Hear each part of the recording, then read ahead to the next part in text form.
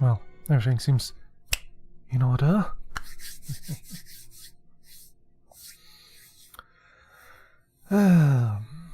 Hey, Verdi. How are you, sir? Today we are going to be trying out a game from the backlog. Yeah, lots of games that are like in the backlog there. Never played them, so this is one. Fine, never been here. Oh, I'm fine. Yeah, been trying out some games that I haven't played, that I have somehow from bundles and stuff. So yeah, this is one of them. And how I got to find this one is from a movie. If I can show Firefox, boom. So it's from this movie, The 39 Steps. It's an Alfred Hitchcock movie, and I saw it. I have like a collection of Alfred Hitchcock DVD movies, so it's from 1935, but has a pretty good IMDb rating. And I remembered, wait a second, I think I have a game called The 39 Steps. So yeah, I'm going to be streaming that now. I'll be having a look at that. It's made by these dudes, the story mechanics, and they only made this game. It's from a book, this one, The 39 Steps. And I looked it up, and it's free now. It's in the public domain. So yeah, we could be reading it if you wanted on stream. It would be fine. I think that's probably why they were able to make it. I think it's from 2013, this game. So yeah, it's a popular book. Lots of people try to adapt it into movies. Sadly, they're like, their IMDb rating is going down steadily. I even found that Mr. Cumberbutt here is going to be making a Netflix series, so yeah. That's fine. A DuckDuckGo user. Hell yeah, man.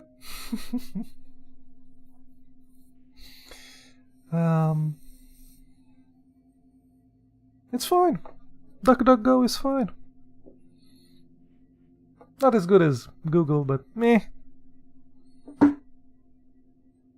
For, general searching is fine. If you don't have to like find a specific thing that's like just can't find it with it, you'll go back to Google though. And if you do,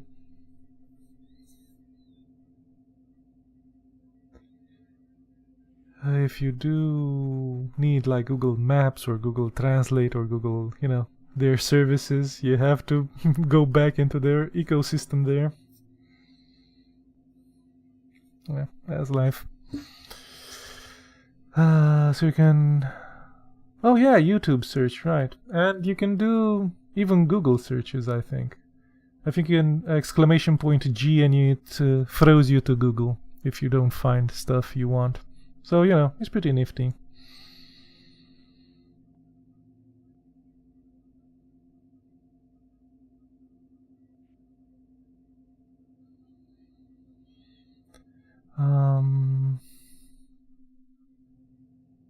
I even read a bit. Yeah, I've been reading less, but because I've been streaming less, so reading less on stream.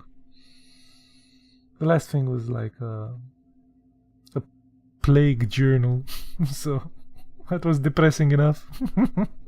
I only read like half that journal, and I'm done. It's depressing enough living today. It's fine. It was quite interesting to see how they managed the plague back then.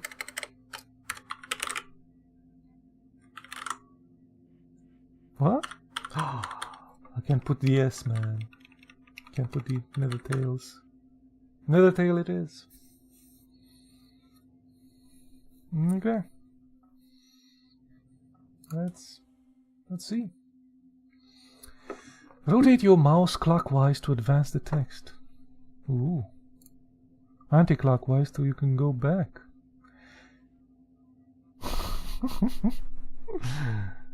Okay. When you reach the end of a string of text, you will see a diamond. Simply left-click anywhere to advance the scene, moving the story forward. Okay. 39 steps is largely a pointer-free experience. When you see one, that's your cue to interact. Okay.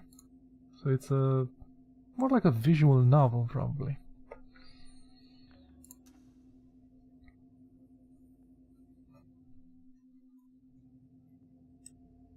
Let me make this louder a bit.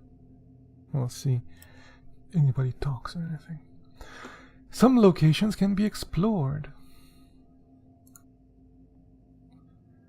When in explore mode, you can click and drag the mouse to look around. Ah, so it's point and click adventuring? Okay. You can also interact with glowing objects. Well, it's nice that they're glowing.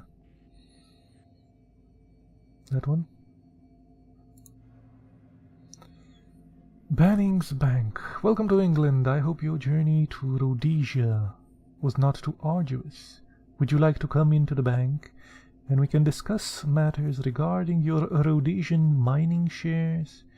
If you could please make an appointment with the clerk, Mr. Scoop, on Temple 6733. Yours sincerely, Edward Isle, manager of Banning's Bank. You can even zoom. Zoom. Okay. Show text. Ah, that's neat. If you can't read the handwriting or stuff.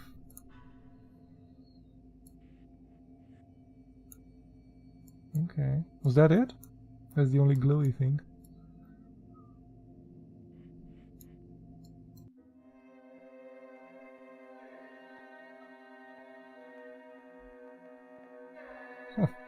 This is left click. Are these the 39 steps?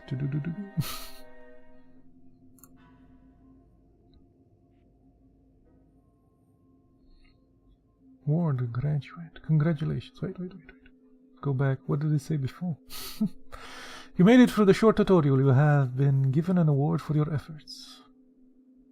Participation awards.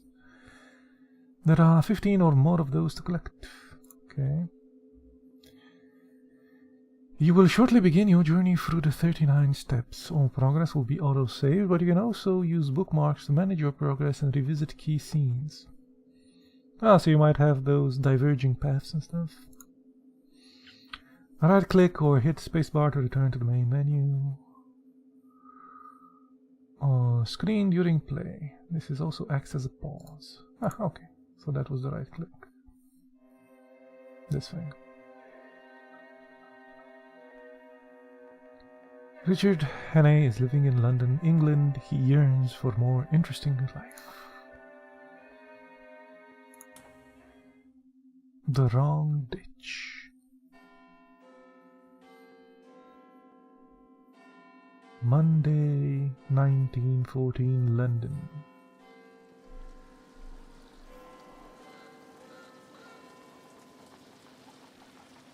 I think the book was written in 1915. I've returned from the city on that May afternoon, pretty well disgusted with life. This might as well be a reading stream. Okay. I've been 3 months in the old country and was fed up with it.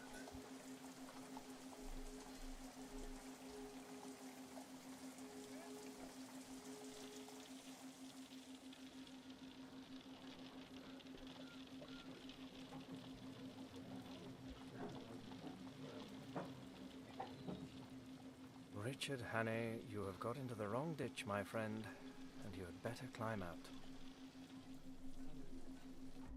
Ghost. Talking ghosts.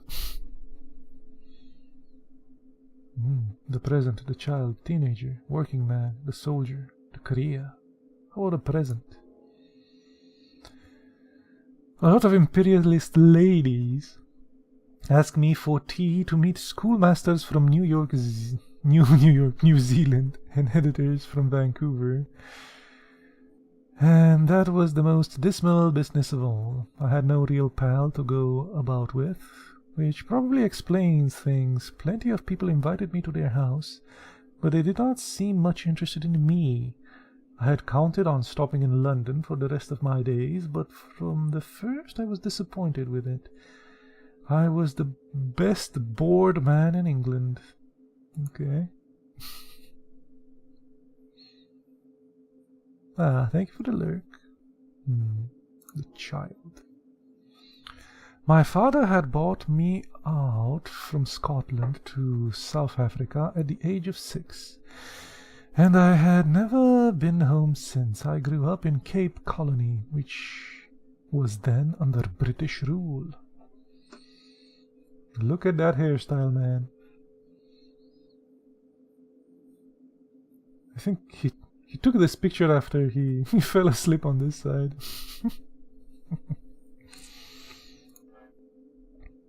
The career. My final years in Africa were in the municipality of Bulawayo, where I had fought during the Matabele War. I resided once again with my father, who had taken ill. After he died, I decided to leave the Cape and head back to the old country. So all these are British possessions. It's like a third of Africa. I spent much of my time by the Zambezi, where I would fish. There were several hundred species in the waters, including the infamous tigerfish and Zambezi shark. The wide open spaces of the Ved also interested me greatly, and the various methods of survival in such a uncompromising landscape. Okay. I served the British forces during the Manatabe conflict and was decorated for my role. I served 2 years with the Imperial Light Horse and was an intelligence officer at the Loga Bay in the Second Boer War. I lost many friends during those wars. I think that's where they fight the Boers. I think were like the Dutch settlers. Working man. I had earned my pile, not one of the big ones, but good enough for me. I had put in 3 years prospecting for copper in German Damaraland and spoke the German tongue pretty fluently. I went on to become a mining engineer in Kimberley, where I was instrumental to the formation of the De Beers Consolidated Mines. The diamond mines were a rough business, with countless good men lost in horrific accidents. I think these dudes still are the main guys. The De Beers dudes. They mine like 90% of the diamonds even nowadays. Yeah, like strip mining in the old way. Okay. We read the backstory. Here I was, 37 years old, sound in mind and limb, with enough money to have a good time, yearning my office off all day, yawning my head off all day. Can I get that drink? No, wait. I have to scroll with the mouse. Right there.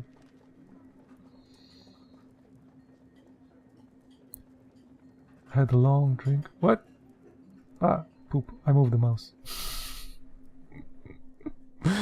Should have just made it like with... Oh! Come back.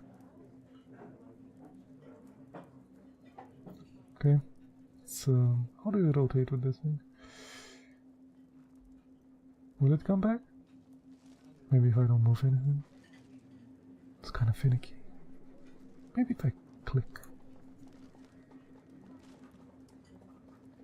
Okay. I had a long drink and read the evening papers. They were full of the row in the Near East, and there was an article about Carolides, the Greek premier. Carolides. It's kind of weird because it's from, from below towards the up. Okay. From all accounts, he seemed the one big man in the show, and played a straight game too, which is more than could be said for most of them.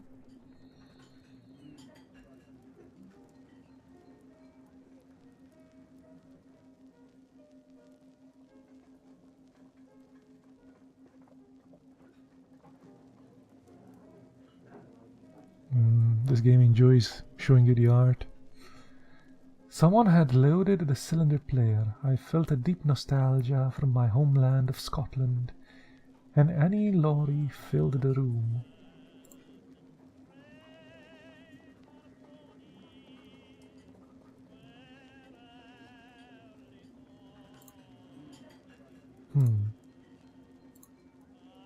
A pocket?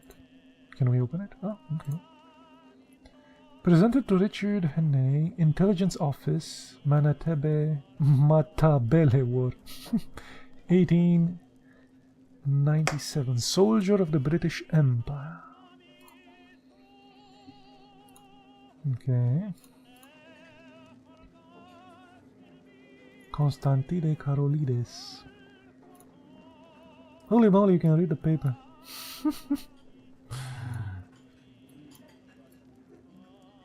Oh, they're even... Carolides keeps strong, a keen ally of Britain. Greek Premier Constantine Carolides lies at the heart of the power politics of the region. Feted in London and hated in Berlin and Vienna, the Foreign Office has long regarded him as the only strong head in a notoriously unpredictable region. 1914, that's getting close to the World War there. Within Greece, Carolides is at odds with King Nicoledes about Greek policy towards the Ottomans. Remaining possessions in Thrace and in areas, western Anatolia, with Greek populations. Though the Greek constitutions give the king no executive powers, Nicoledes has repeatedly expressed a need for renewed military action against the Turks. Carolides is hostile to military options and remains outwardly committed to the resolution of Greek-Ottoman tensions. The Porte has recently reiterated its commitment to defend its remaining Aegean holdings at all cost. Carolides' famously strong nerve may yet be tested again.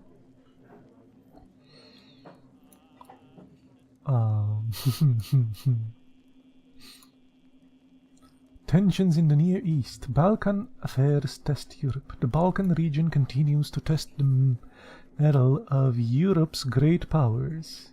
In the latest spat, a number of Serbs were arrested in the border town of Visegrad after what Vienna has described as an espionage plot against the Habsburg interest in Bosnia and Herzegovina.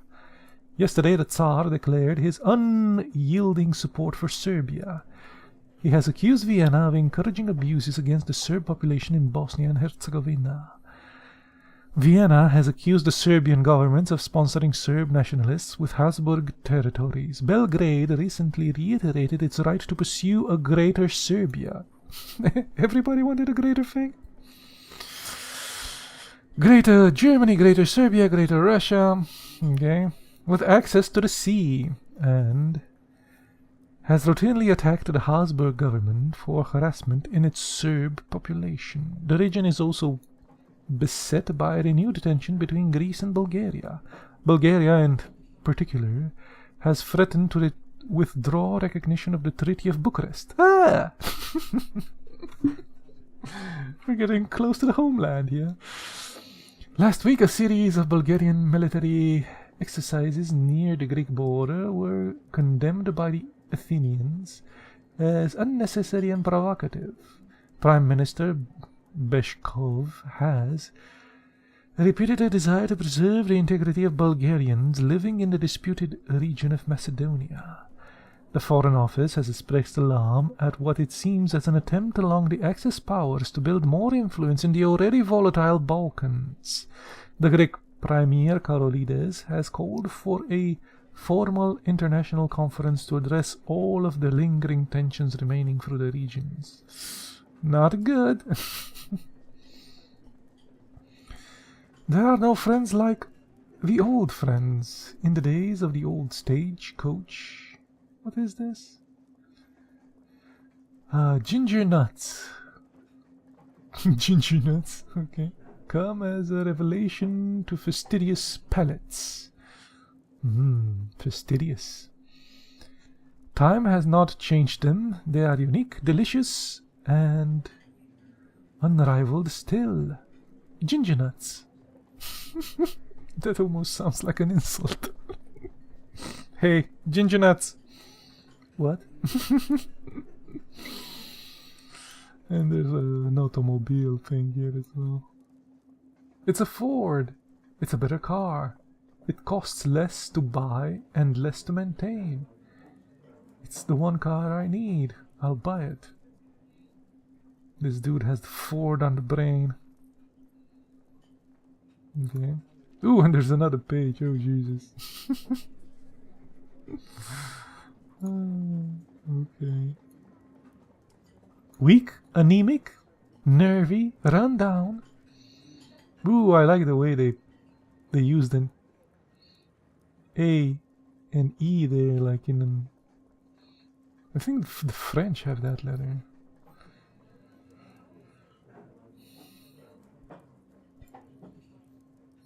Emperor celebrations ahoy. So, wait a second, what is this? It's like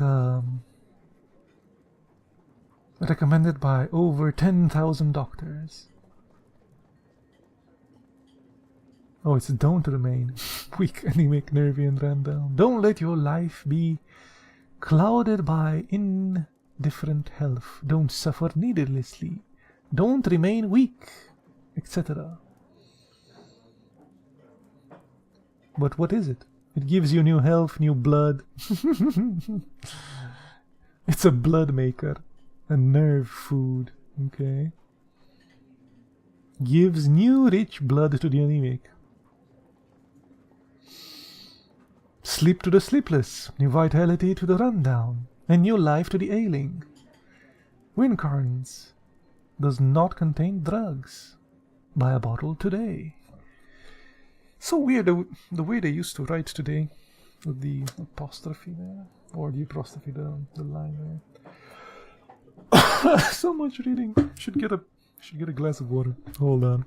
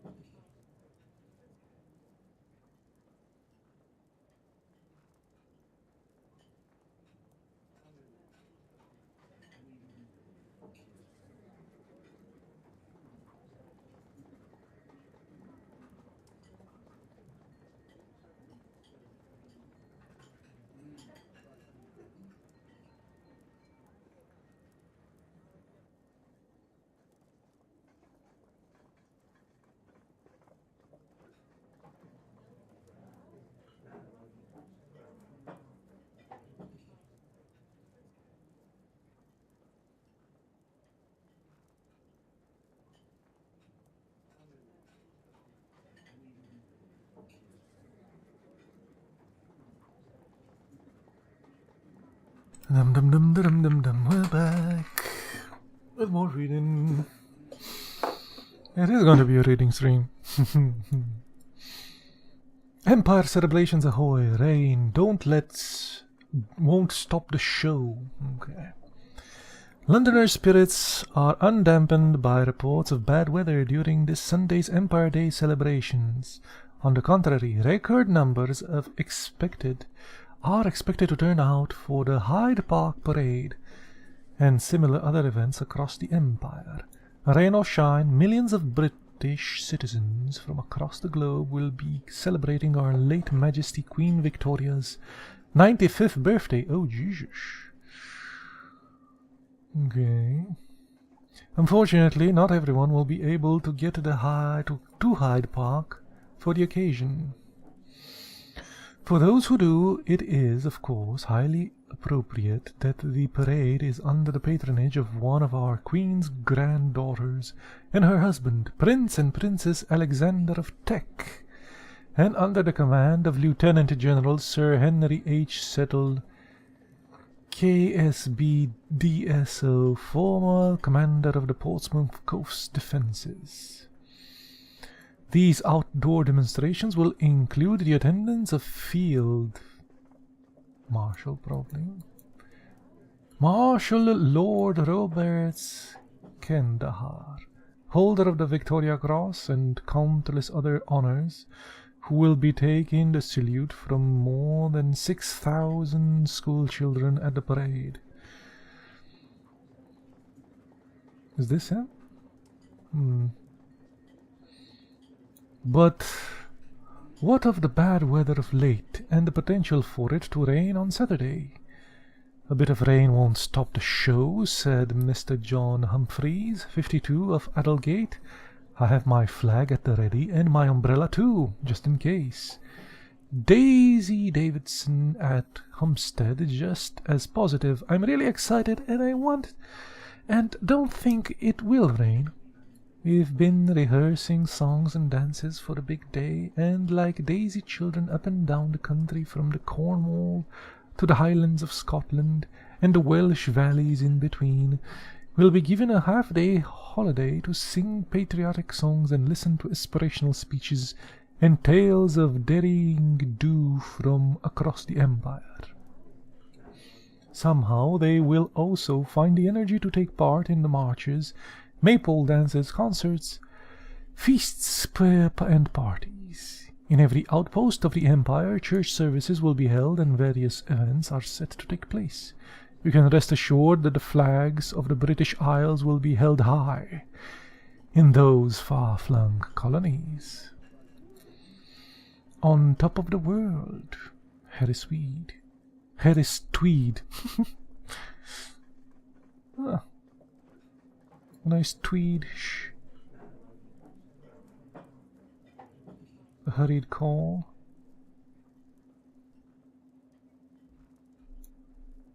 Many's the time I have beaten the dock in the old days. But what chance now? Oh, the dock is faster than the stork. It gets there before him. Hello. Okay, so I guess this is the dude.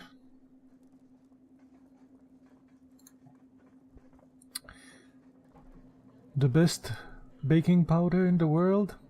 Borwick's. Aloha warns of German menace. British Navy must grow. Lord Aloha, First Sea Lord of the British Navy, has again warned of the growing menace of German naval power in the Baltic and the North Sea regions. Aloha expressed his regards on the ongoing widening of the Kiel Canal and the completion of the new naval base in Heligoland in the Northern Sea. Next month, German dreadnoughts will be able to sail between the Baltic and the North Seas in hours. The Lord warned, combined with the new Heligoland base, I have advised Her Majesty's government that our eastern cities would become a target in the event of any future conflict between Germans and ourselves. Lord Law today also spoke of Britain's plan to expand naval capacity to match the work of the Germans. The new battleship, HMS Caroline, is due to be launched next week, and is expected to head to the new Grand Fleet in Orkney. Relations with the Kaiser's government deteriorated in April with the arrest of 4 German nationals on the allegations of espionage against the Crown. The Foreign Office is understood to be concerned about the further networks of German spies operating in the heart of Britain, seeking to undermine the nation's defenses.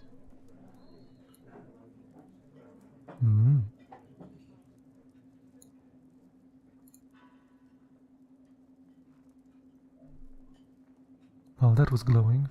That's what we saw. Ooh, the map is glowing as well.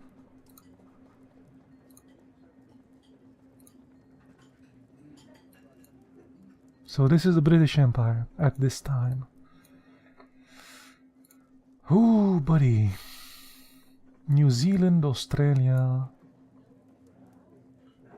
Parts of Borneo.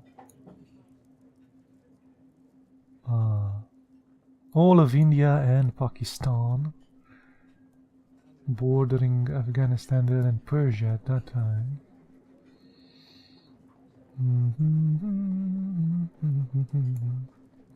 There's Romania there. Cyprus, Malta. I knew they had Malta, but they had Cyprus at that time? Interesting. Egypt, a bit more pink, probably because it's desert? What is it? Oh, has to be some.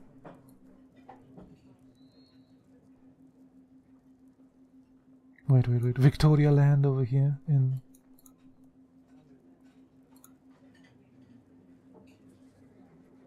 Is that the Antarctic? Did they claim the Antarctic? I think they did. I think they said this is ours. All the snow and ice. Okay. So the biggest one is Canada. Canada, then Australia, even though this is like a whole continent, Canada is bigger. And then possessions in Africa, and then India, and Europe. Europe is the smallest one. Ooh, they even have something in South America. Okay. British Guiana. A tiny thing there. Belize, Jamaica, Bermudas. Okay. Canada, Baffinland. It's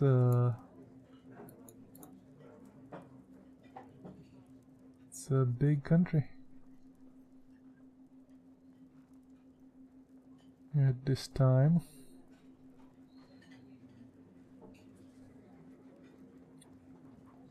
About to get smaller.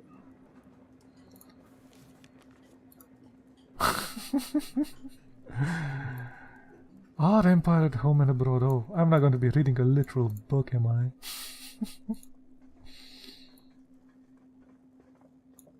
Roberts entering Pretoria. The war in the South Africa. This chapter and issue.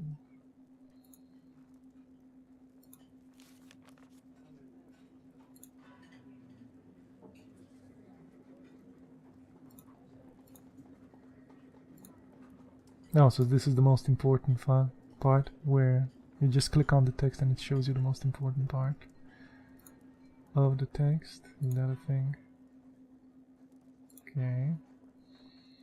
A new most important and intensely interesting chapter of the British history has been furnished by the Great War in South Africa, which has resulted in the annexation of 2 Boer republics to the British colonial empire.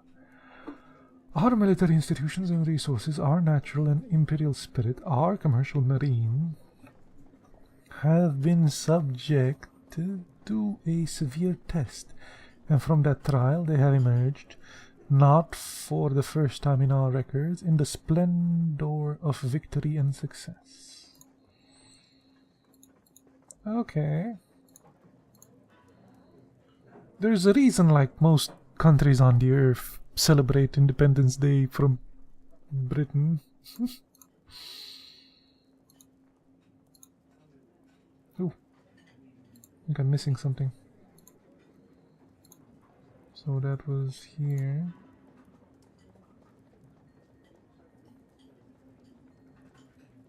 Good guy, Britain. Giving everybody holidays. Ooh! Hey, dude. I haven't seen you in a long time. How are you, sir?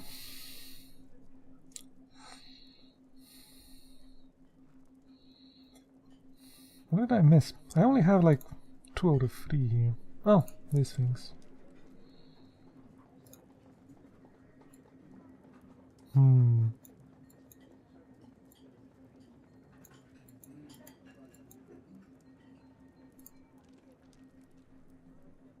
Damn.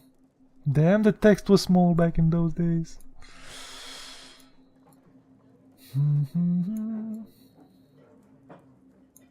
Okay.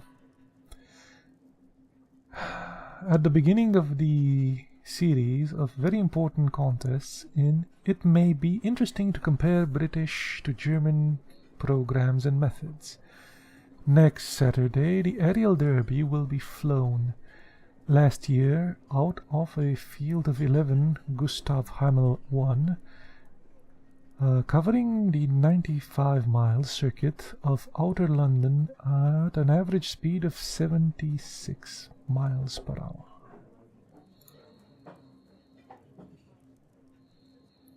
What a fine feeling it is to know that you are really well dressed, that no matter where your business is likely to take you during the day, you will be attired as well as or better than anyone you meet. The joy of good clothes. Okay, so those were the most important ones.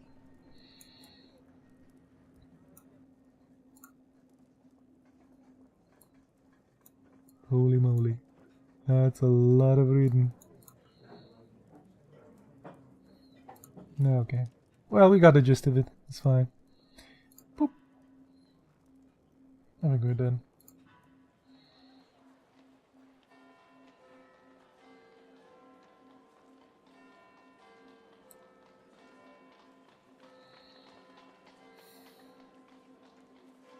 About 6 o'clock I went home. Okay.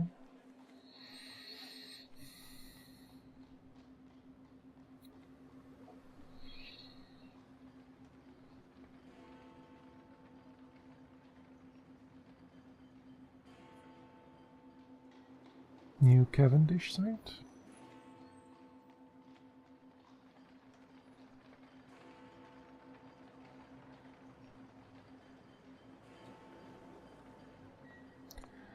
My flat was the first floor in a new block behind Langham Place. Langham Place?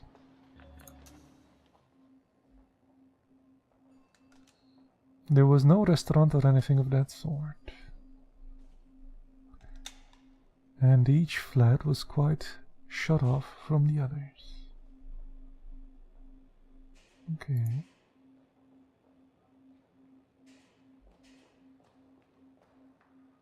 Any mail? That's me? No, Jesus. His handwriting.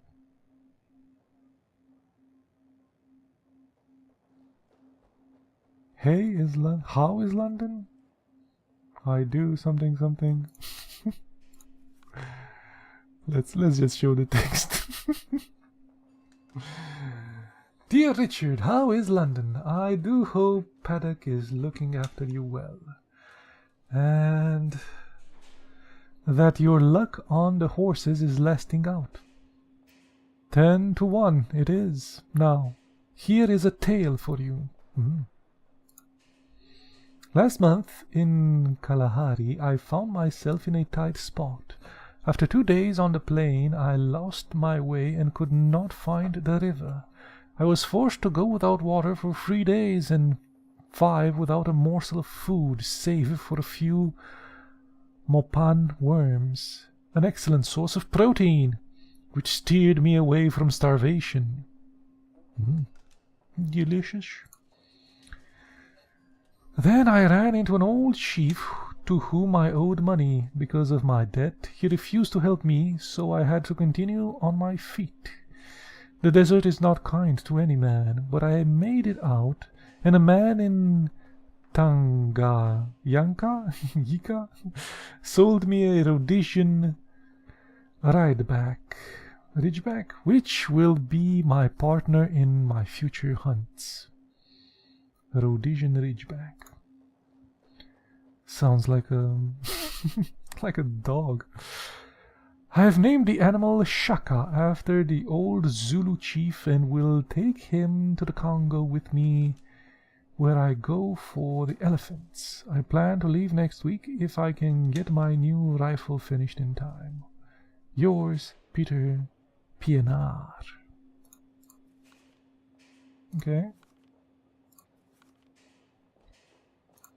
Terrible handwriting, sir.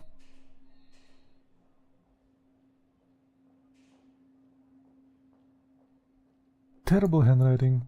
It's like a doctor's handwriting.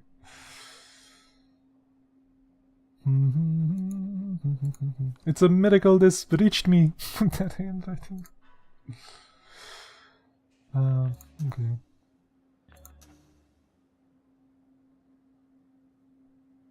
Draw the symbols as they appear. What?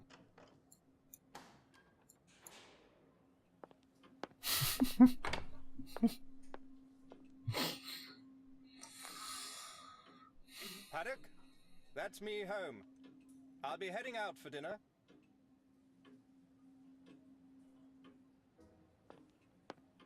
Is anybody here? I had servants on the premises, so I had a fellow to look after me who came in by the day. Okay. He arrived before 8 o'clock every morning and used to depart at 7, for I never dined at home.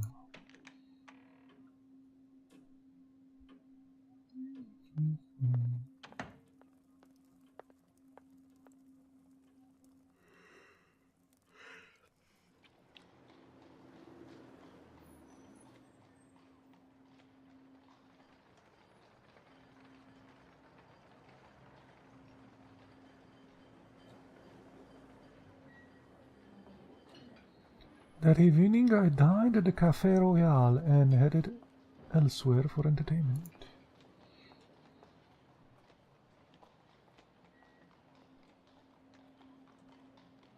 Leicester Square,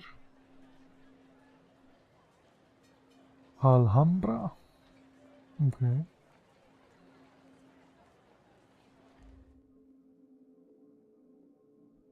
An evening's entertainment. Leicester Square or music halls. Ooh, this might be one of those choicey things. Leicester Square. On this particular evening, I wandered to Leicester Square, where the more resplendent theatre varieties could be found. A show on the Alhambra caught my eye, though one could never be quite sure of the act until it had been seen. I don't know, just more information. The countless music halls of London were one of many passing of the evening away. Farces of all styles played a conspicuous part in this week's bill. Farces. Okay.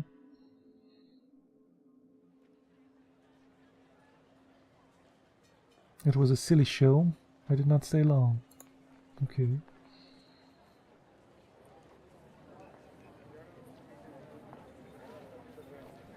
Still waiting for the espionage to begin.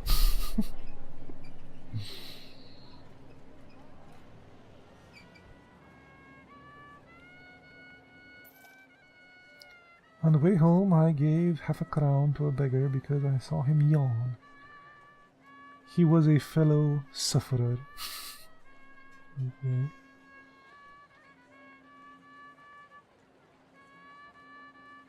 I made a vow. I would give the old country another day to fit me into something.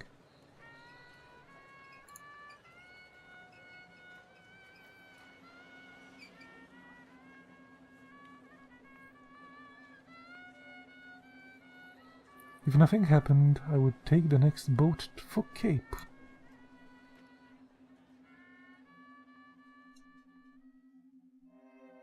Fair enough.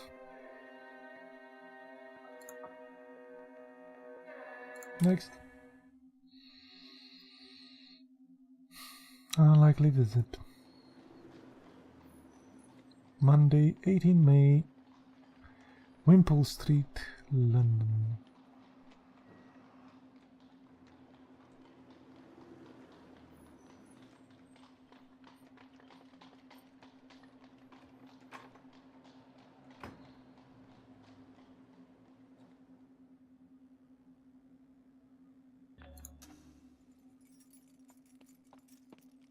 Hey, can I speak to you? May I come in for a minute? I recognized him as the occupant of a flat on the top floor, with whom I had passed the time the day on the stairs. Okay. He was slim with a short brown beard and small, gimlety blue eyes. Gimlety? His hand was pawing at my arm. Pawing. Okay. I motioned him in. This.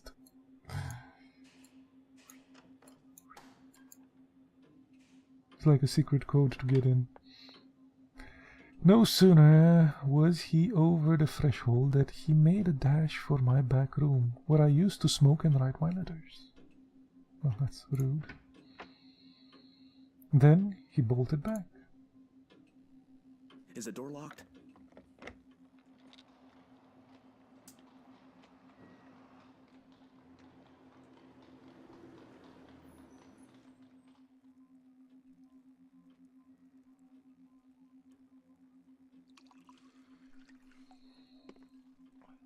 He filled himself a stiff whiskey and soda and drank it off in 3 gulps.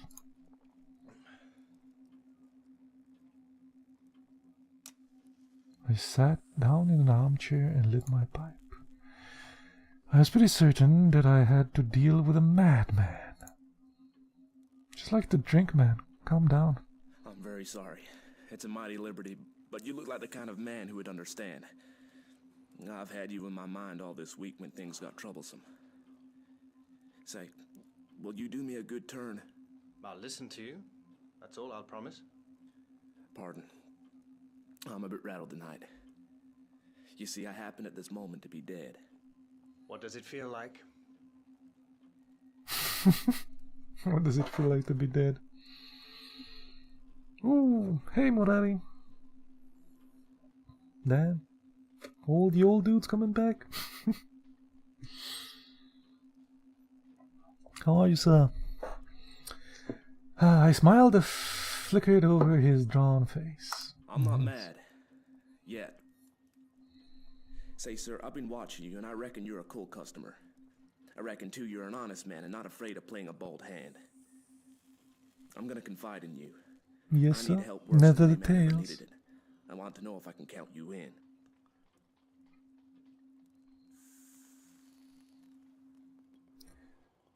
You're good. And me? Yeah, I'm playing a game I had in Get on my with your yarn and I'll backlog tell for you. a long time. It's sort of a visual novel.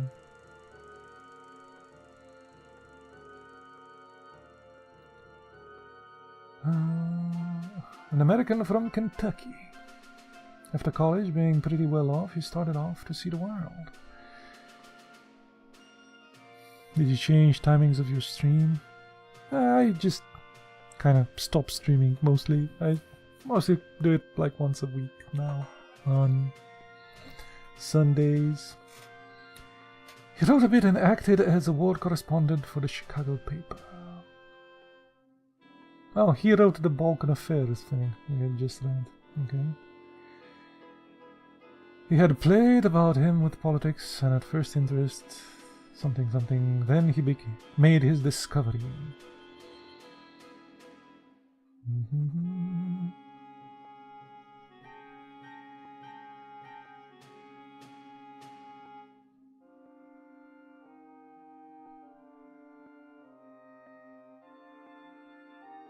Like one of those paper mache animations.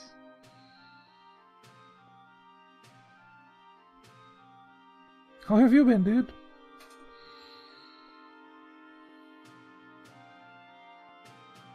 Do you still have anybody to watch at Trovo? Away behind all the governments, something engineered by some very dangerous people. My reading is too slow. And the sort of educated anarchists that made the revolutions.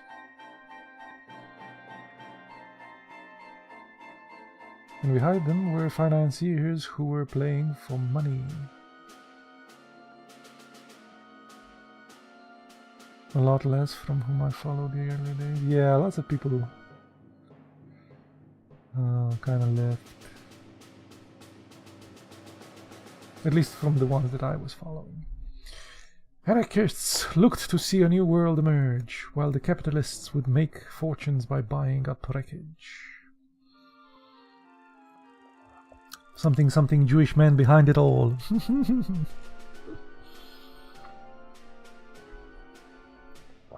Baldo went over to Twitch. Yeah, I know. On the 15th day of June, Konstantin Karolides is coming to this city. The British Foreign Office has taken to having international tea parties, and the biggest of them is due on that date. Now, Karolides is reckoned the principal guest, and if my friends have their way, he will never return to his admiring countrymen. I think I only have like 2 or 3 people that I still watch on Trovo. But to be fair, there are like lots of streamers now in foreign languages and stuff. I mean, it's easier for me to find a stream from so I'm from Romania. It's easier to find a dude streaming from Romania and Trovo than on Twitch now. With the language tabs and stuff.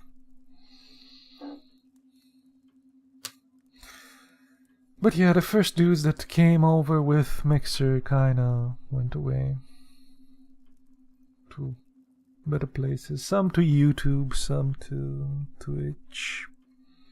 I mean, I don't care. I'm not not a streamer. I stream once a week. It's fine. I stream on all of them. This is restreamed on all of them. It's fine.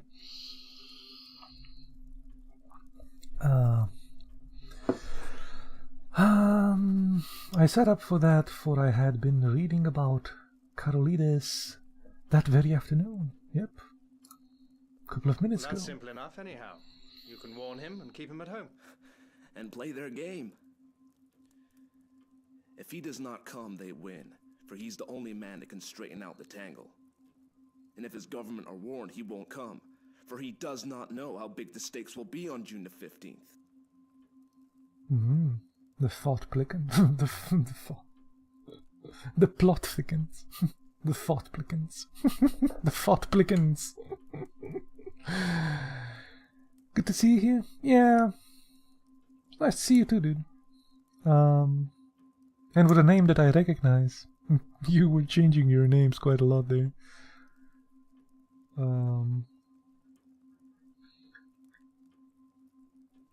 Nowadays, Trovo is sort of a kind of a towards pay to win. You kind of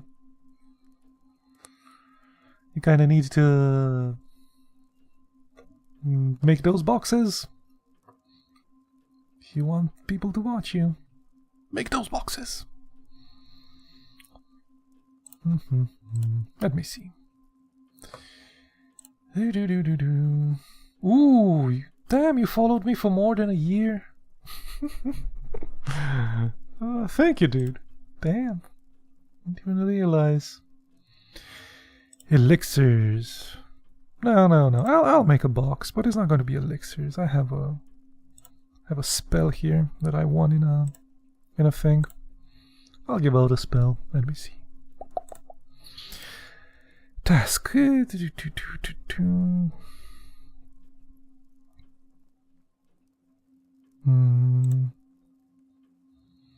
Let me see. Something, stay safe, maybe. Yeah, it's fine.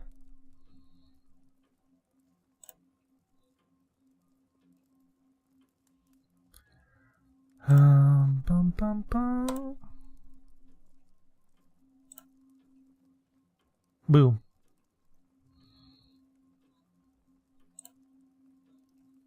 I won that in what you call it? What are those things called? Spin coiny things. It's very you know, casino-y. It's turned very casino-y. How the hell do you check that? In Trove, you kind of like I can click on them. Here, I think I can click on you and see. Yeah. So you've been following me since 2017. Holy moly. That's like 5 years ago, man.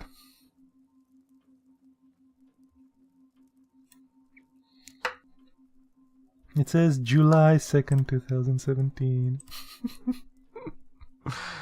Back in the old days when I used to stream in Twitch constantly. Like, that was pretty regular.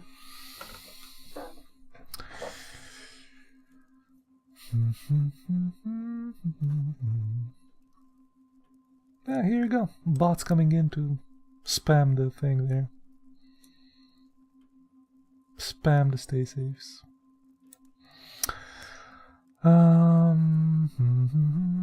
2020. Yeah, 2020 is when I started streaming in Trovo after Mixer died. I kinda moved from Twitch to Mixer.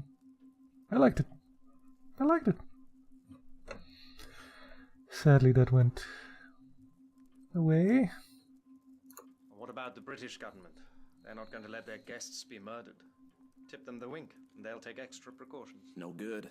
Tip them the wink. They might stuff your city with plainclothes detectives and double the police.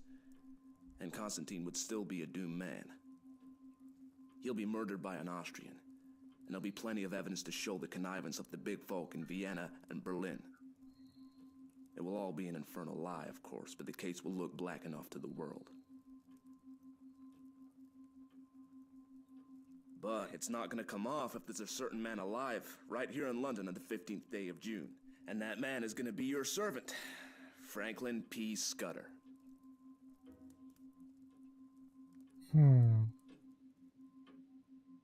Fishy. I was getting to like the little chap. His jaw had shut like a rat trap, and there was the fire of battle in his gimlety eyes. Once again, this gimlety thing. Okay. Where did you find out this story? I completed my evidence 10 days ago in Paris. I can't tell you the details now, for it's something of a history. But when I was quite sure in my own mind, I judged it my business to disappear. And I reached this city by a mighty queer circuit. Till yesterday, I thought I had. Nowadays, I kind of enjoy YouTube more. Happy. Then it's a bit kind of restrictive with more restrictions with music and stuff. They will literally shut your stream down if they find those things. But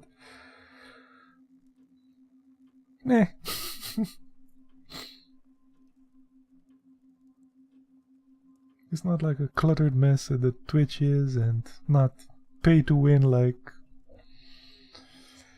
Trovo. But I guess it would be pay to win as well if you could if you would advertise. Do people advertise their streams on YouTube? I don't know. The recollection seemed to upset him, and he gulped down some more whiskey. Then I saw a man standing in the street outside this block.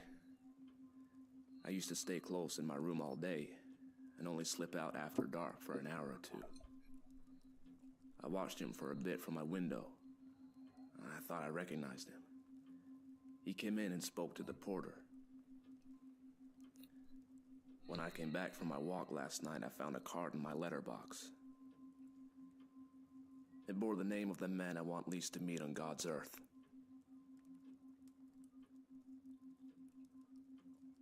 I think that the look in my companion's eyes, the sheer naked scare of his face, completed my conviction of his honesty. Naked scare. What did you do next? I realized I was bottled as sure as a pickled herring, and that there was only one way out. I had to die. If my pursuers knew I was dead, they would go to sleep again. How did you manage it?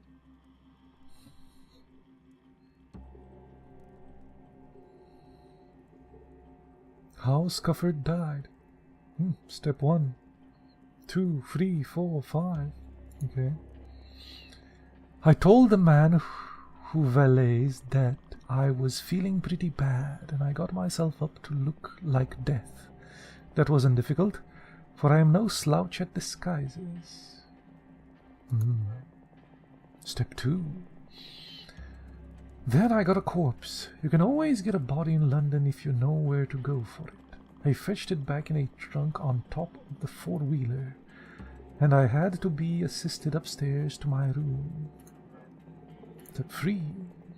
I had to pile up evidence for the inquest, so I went to bed and got my man to mix me a sleeping draught, and then I told him to clear out. He wanted to fetch me a doctor, but I swore some and said I couldn't abide leeches. Literal leeches in this case, I'm sure. Step 4. Then I was left alone. I started to fake up that corpse. Fake up the corpse, okay? He was my size, and I judged he had perished from too much alcohol, so I put some spirits about the place. The jaw was the weak point in the likeness, so I blew it away with a revolver. I dare say there will be somebody to swear having heard a shot, but there were no neighbors on my floor, and I guessed I could risk it. It reminds me of that book we read, Murder on the Links. The dude who was beaten in the face to prevent getting recognized and stuff. But Monsieur Hercule Poirot knew better. I left the body in the bed dress up in my pajamas with a revolver lying on the bedclothes and considerable mess around. Then I got into a suit of clothes I had kept waiting for emergencies. I did not dare shave for the fear of leaving tracks, and besides, I wasn't any kind of use of me trying to get into the streets. Okay? He has a checklist here, but what would be the motive? You should leave like a suicide note. I believe most people use a suicide note. Something like 90% of suicides leave one. Yeah, someone even followed. Thank you for the follow. Chella Fat John. Okay.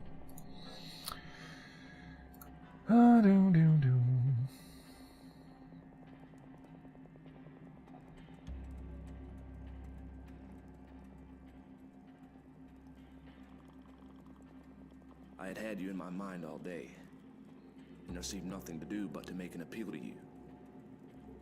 I watched from my window till I saw you come home, and then slipped down the stair to meet you. He said, blinking like an owl, fluttering with nerves and desperately determined. There, sir. I guess you know about as much as me of this business. Mm-hmm.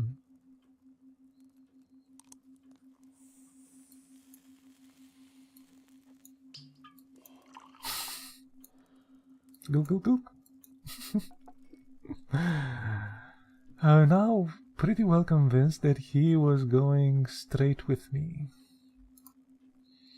It was the wildest sort of narrative, but I had kept in my time many steep tales which had turned out to be true. And if he had wanted to get a location in my flat and then cut my throat, he would have pitched a milder yarn. Hand me your key, and I'll take a look at the corpse. Excuse my caution, but I'm bound to verify a bit if I can. I reckon you'd ask for that. But I haven't got it. It's on my chain on the dressing table. I had to leave it behind, for I couldn't leave any clues to breed suspicions. The gentry who are after me are pretty bright-eyed citizens.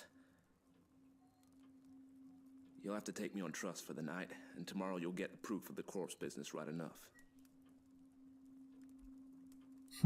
I thought for an instant or two. Fishy. Right. I'll trust you for the night. I'll lock you into this room and keep the key. Just one word, Mr. Scudder. I believe you're straight. But if so be you are not, I should warn you that I'm a handy man with a gun. And I know Your karate. name, sir. Let me tell you that you're a true gentleman. Now I'll thank you to lend me a razor. True gentleman that locks me up in my room. I took him into my bedroom and turned him loose. Okay.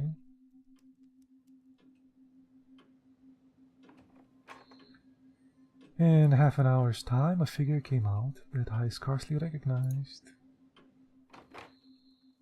A shaved dude. My hat, Mr. Scudder.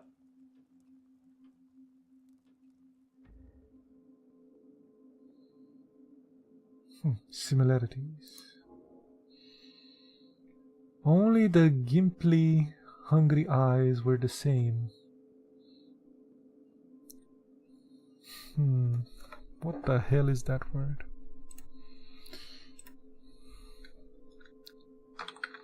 I've let this word go long enough.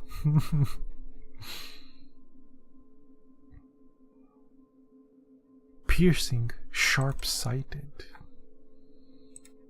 Okay. Let's see how it sounds. Might be saying it wrong. Who could help us with that? Of course Google would help us with that, right?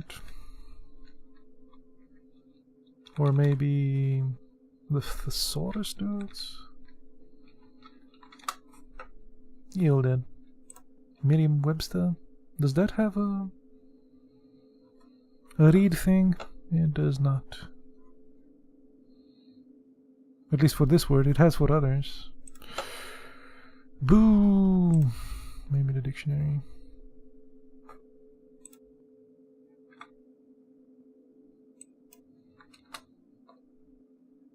No, it doesn't have for gimleti here. It has for gimlet and stuff. I guess we'll have to trust Google Translate.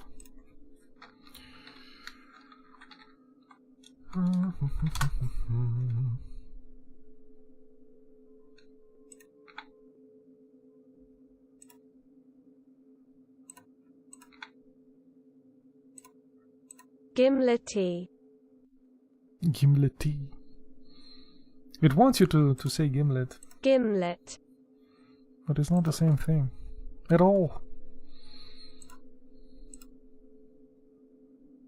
Weird word. Okay, Mr. Gimlety. Hungry eyes were the same. Differences. He was the very model, even to the brown complexion, of some British officer who had had a long spell in India. He was shaven clean, his hair was parted in the middle, and he had cut his eyebrows. Okay. Not Mr. Scudder. Captain Theophilus Digby of the 40th Gurkhas. Presently home on leave. I'll thank you to remember that, sir.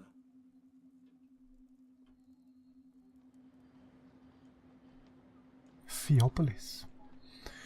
I made him up the bed in the smoking room and sought my own couch, more cheerful than I have been for the past month. Things did happen occasionally, even in the god-forsaken metropolis.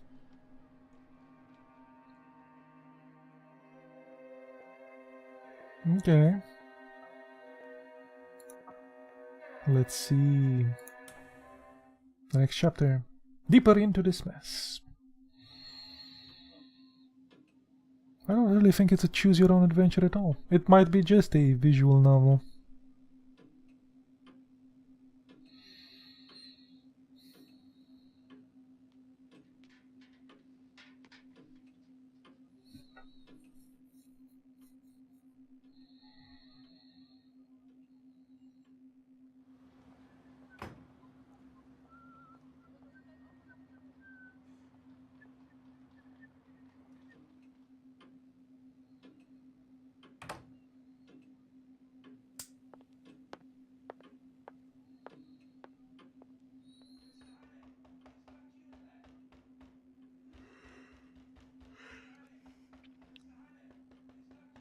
Stop that row, Paddock. There's a friend of mine, Captain... Oh, he's Theophilus? bossing down in there. Get breakfast for 2, and then come and speak to me. Over the gherkins? Something? Paddock. He had about as much gift of the gab as a hippopotamus, and was not a great hand at valeting, but I knew I could count on his loyalty. So I guess hippopotami are not very chatty acquaintance. Paddock was a fellow I had done a good turn to out on the Seleki.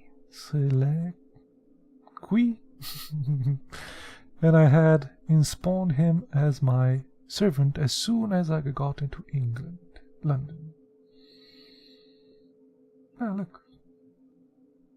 The London Bridge.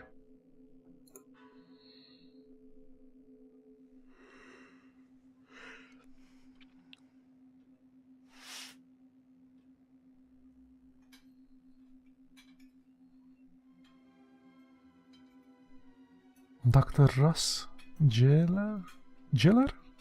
Thank you to follow. I told Paddock a fine story about how my friend was a great swell, with his nerves pretty bad from overwork, who wanted absolute rest and stillness.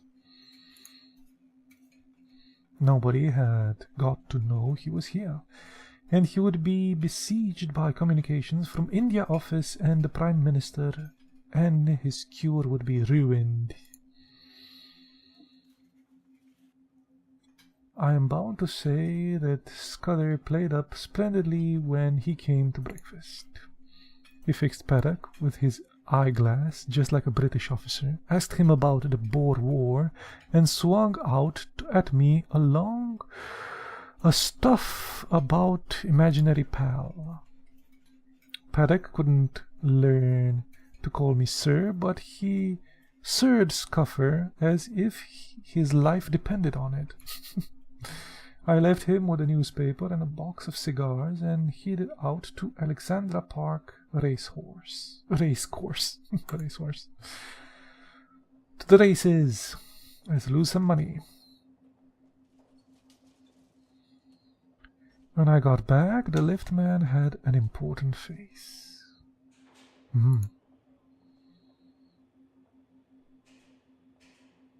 Nasty business here this morning, sir. Gent in number 15 been and shot himself. I just took him to the mortuary. The police are up there now. Ah, so he's telling the truth. Neat. Ghost face. Thank you for the follow. I ascended to number 15 and found a couple of bobbies and an inspector busy making an examination. I asked a few idiotic questions and they soon kicked me out. Yeah, so that's what I meant for pay to win. You know, people are coming in just for that silly box.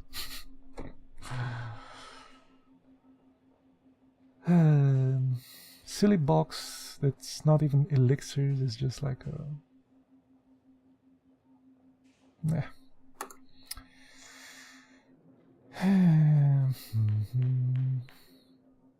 I attended the inquest the next day. The jury found it a case of suicide while of unsound mind.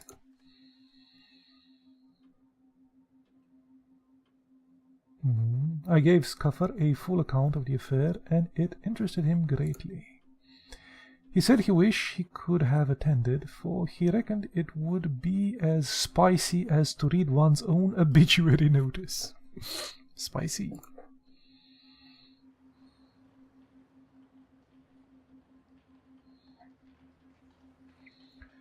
Scudder was very peaceful the first 2 days he stayed with me. He read and smoked a bit and made a heap of jottings in a notebook, and every night we had a game of chess at which he beat me hollow. But on the third day I could see he was beginning to get restless. Okay.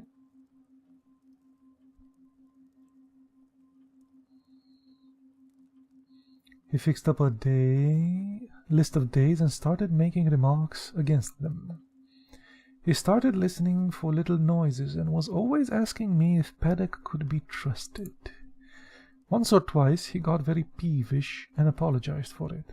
I didn't blame him. I made every allowance, for he had taken on a fairly stiff job.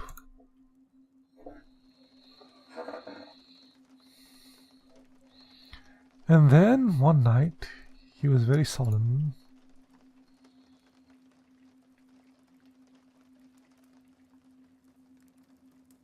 Say, Hanny.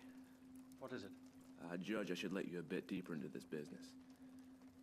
I should hate to go out without leaving somebody else to put up a fight.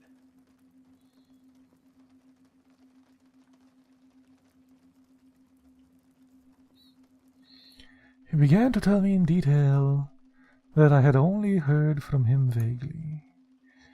I did not give him very close attention. The fact is, I was more interested in his own adventures than in his high politics. The plot thickens. Okay, let's see what the Prime Minister has to have to do with it. I reckoned that Carolides and his affairs were not my business, so a lot that Scudder said slipped clean out of my memory. He was very clear that the danger to the Carolides would not begin till he had got to London, and would come from the very highest quarters, where there would be no thought of suspicion. Julia Sekesny? He mentioned the name of a woman, Julia Sekesny, as having something to do with the danger. She would be the decoy, I gathered, to the Carolides out of the care of his guards. The black stone. He talked about a black stone and a man that lisps in his speech, and he described very particularly somebody that had never referred to without a shudder, an old man who could hood his eyes like a hawk. Okay.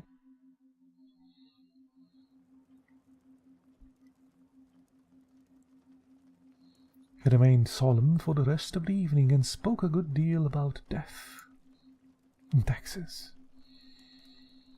I reckon it's like going to sleep when you're pretty well tired out.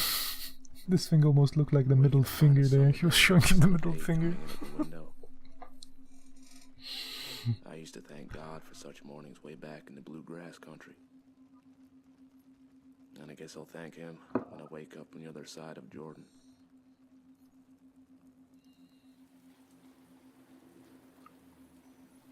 It was the pipe, though. It's fine.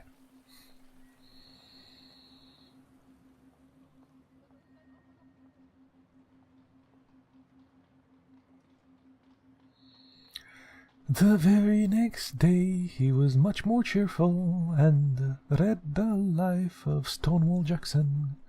Much of the time, while the rest of London celebrated Empire Day.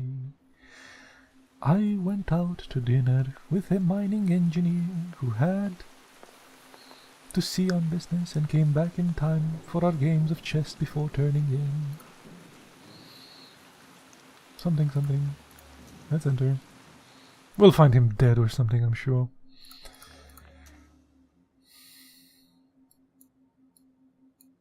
Stabbed in the back.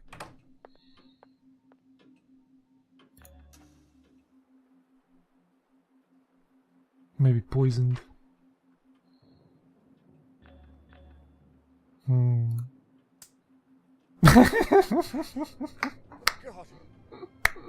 Scudder. I think he stabbed in the chest though, or in the belly.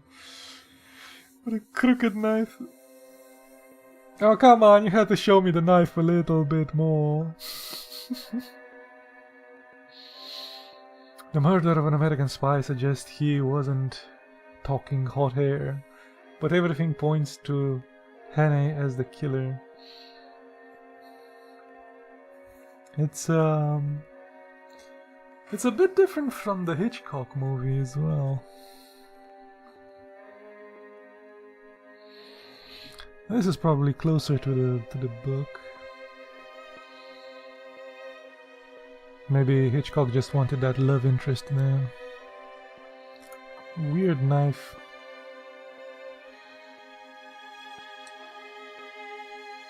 Yeah, so he wasn't stabbed in the back, he was stabbed in the chest. In the soup. Wimpole Street, London, Saturday.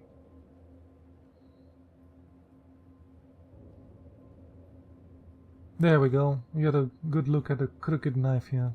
What's up with that?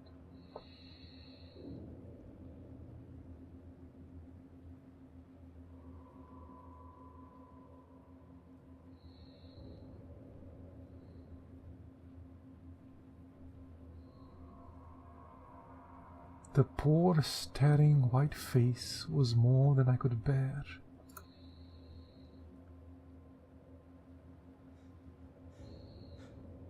I staggered to a cupboard, found the brandy and swallowed several mouthfuls. Guess we're in trouble now. I have seen men die violently before. Indeed, I have killed a few myself in the Matabele War. But this cold-blooded indoor business was different. No indoor fighting in the Matabele War, I guess. I needed to think.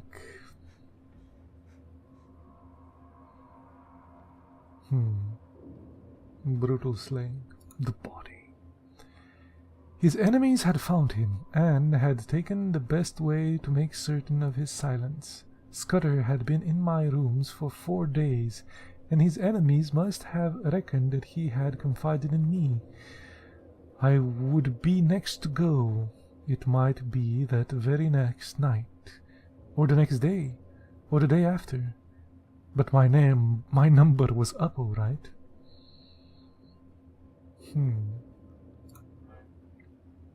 No chance. Supposing I went out now and called in the police, or went to bed and let Paddock find the body and call them in the morning, what kind of a story was I to tell about Scudder? That's a big police hat there, sir. The odds were 1,000 to 1 that I would be charged with the murder, and the circumstantial evidence was strong enough to hang me. Really?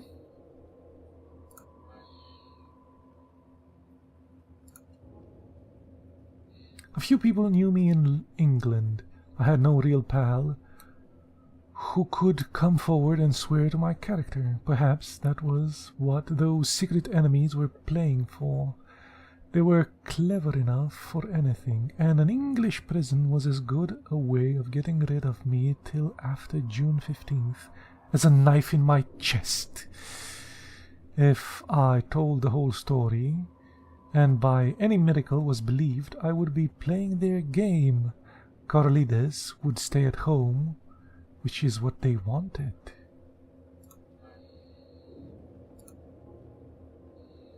I'm an ordinary sort of fellow, not braver than other people, but I hate to see a good man downed. And that long knife could not be the end of Scudder if I could play the game in his place. You still haven't said a single word about a crooked handle here, sir. It's a very specific type of knife.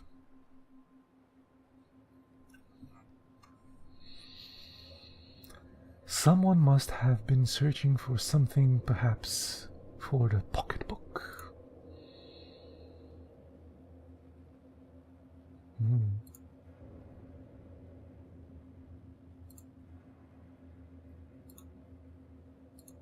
That's his pocket knife. Some money.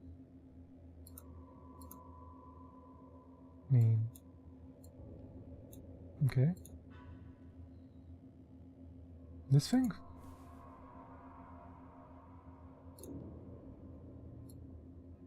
Life of Stonewall Jackson. Okay, anything important? The life of Stonewall Jackson. Do your duty and leave the rest to Providence. Let us too trust that all is well, and look beyond the storm, beyond the darkness, blood, and mourning of the present. The sunshine seemed less bright, the future dark with clouds and gloom death. Jackson is dead, dead and gone like a common everyday mortal. Who could supply his place?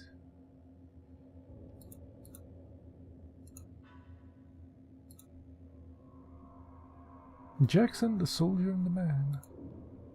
And the dancer.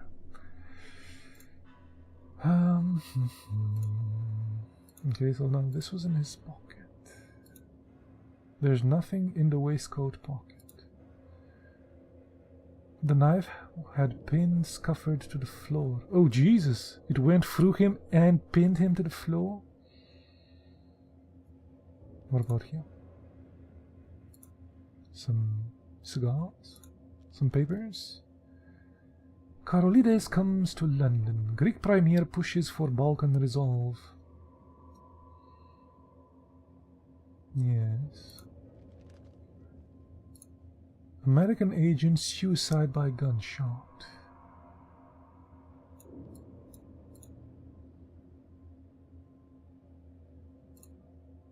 The jury returned the suicide while of unsound mind. Yeah, we know that. The circumstances attending the death of Christopher Rick, 29, of Wimpole Street, Paddington, formed the subject of an inquest held at Southmark Coroner's Court. So the coroner has a court as well. Before Mr. T.F. Parsons on Wednesday this week, the deceased, an American businessman, was discovered in his affluent fifth-floor apartment with his valet by the valet on the morning of Tuesday, 19th of May. Mr. Rick was known by few in the apartment block, with neighbors describing him as a quiet man who kept to himself. Little is known of the American's business affair aside from his brief encounter with Turnabout Publishing, which had brought an array of pulpwood propositions. It is suspected that Mr. Rick was not meeting his targets and was in a financial difficulty.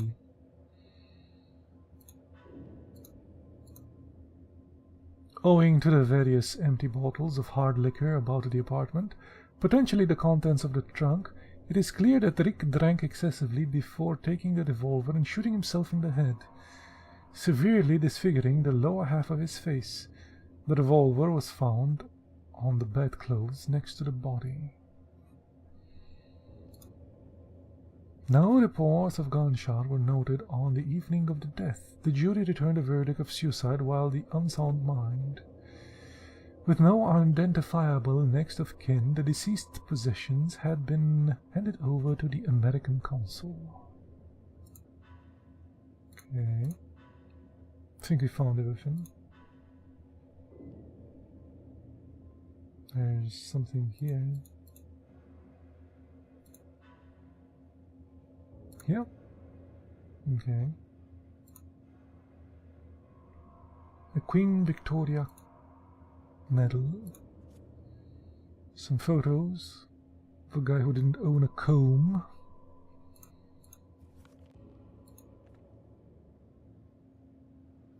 Oh, looks like one of those racing doggies.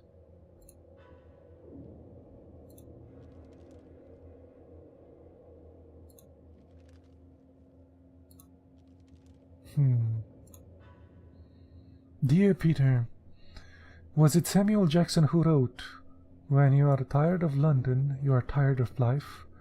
Well, my dear Peter, if so, then I am tired of life.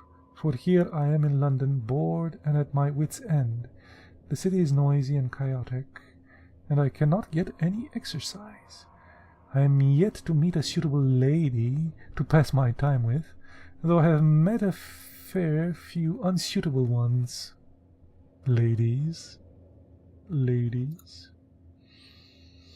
My bets are paying off on the track, however, and my shares in the Rhodesian diamond mines continue to keep me dining in the capital's best restaurants, despite Paddock's continual insistence that I should dine at home and try his culinary skills. One can only hope that they are better than his valet skills. Speak soon, my dear friend. Richard Hannay. So that's not... It's like my letter. That's the dude's letter. Show text? No. This just says... Victoria Regina. No stone untouched. Yeah, we click everything. It's fine.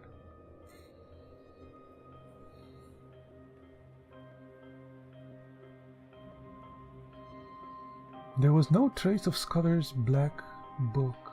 Most likely the enemy had found it, but they had not found it on Scudder's body. I had come to a decision. I must vanish somehow, and keep vanished until the end of the second week in June.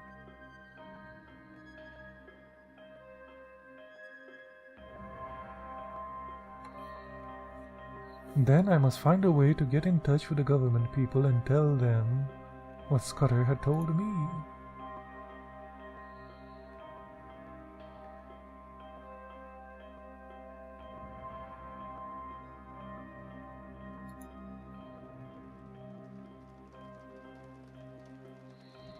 I wish to heaven he had told me more, and that I had listened more carefully to what he had tell me. What he had told me. There was a big risk that even if I weathered the other dangers, I would not be believed in the end. I must take my chance of that and hope that something might happen which would confirm my tale in the eyes of the government.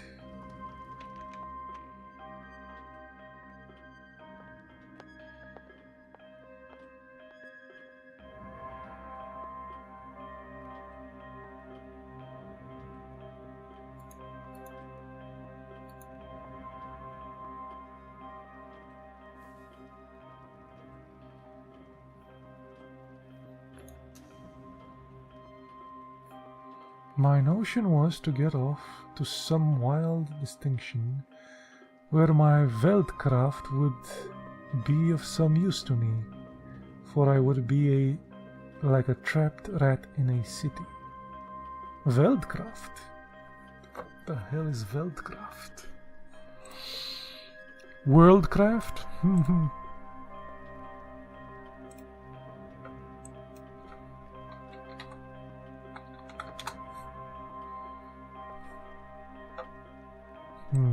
Let's see.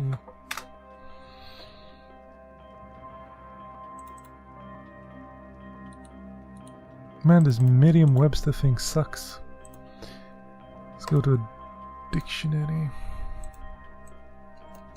That isn't Merriam-Webster online. You suck, sir. Maybe dictionary.com. How about that?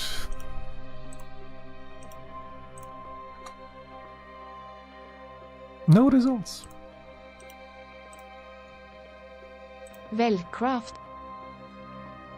It says it's a Norwegian word.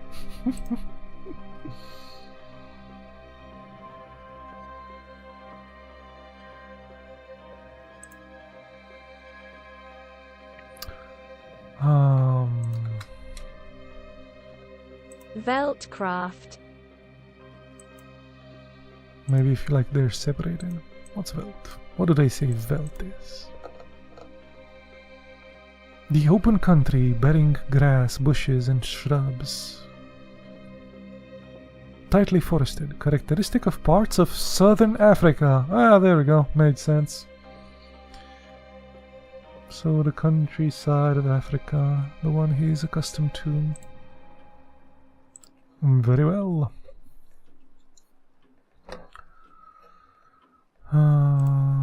Wanted to see something else.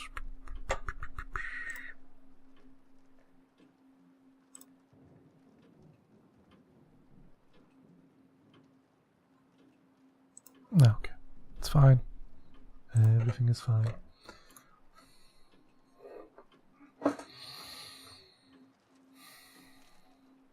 I fixed on Galloway as the best place to go. It was the nearest wild part of Scotland, and from the look of the map was not over thick with population.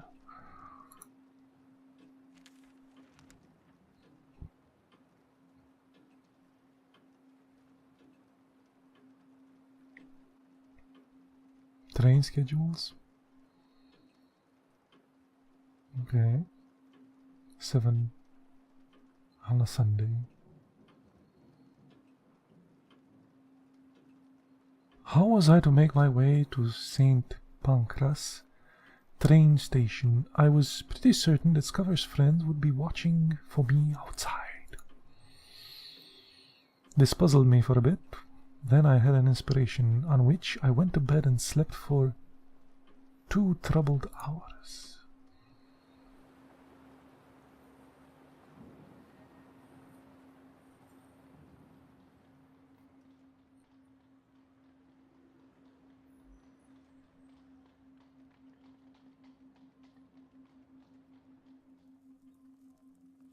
Waking up, I had a great revulsion of feeling, and felt a God-forgotten fool.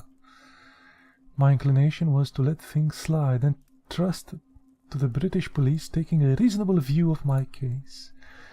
But as I reviewed the situation, I could find no argument to bring against my decision of the previous night, so with a weary mouth I resolved to go on with my plan.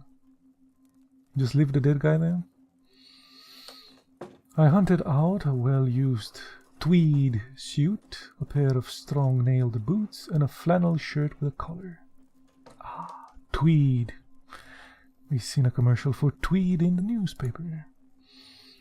Into my pocket I stuffed a spare shirt and a cloth cap, some handkerchiefs and a toothbrush. I took 50 pounds of it in sovereigns in a belt which I had brought back from Rhodesia.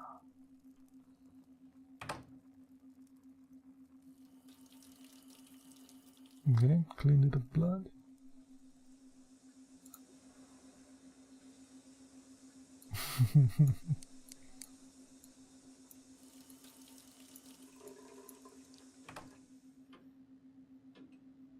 Stellar interactivity in this game. Now came the next step. Paddock used to arrive punctually at 7:30 and let himself in with a latchkey. But about 20 to 7, as I knew from the bitter experience, the milkman turned out with a great clatter of cans and deposited my share outside my door. Oh, thank you for the follow. On him, I staked all my chances.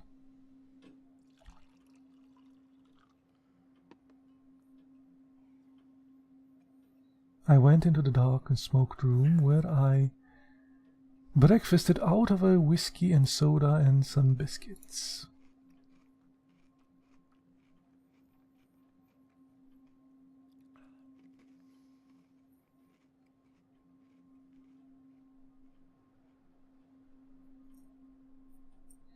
By this time I was getting on for 6 o'clock. I put a pipe in my pocket and filled my pouch from the tobacco jar on the table by the fireplace.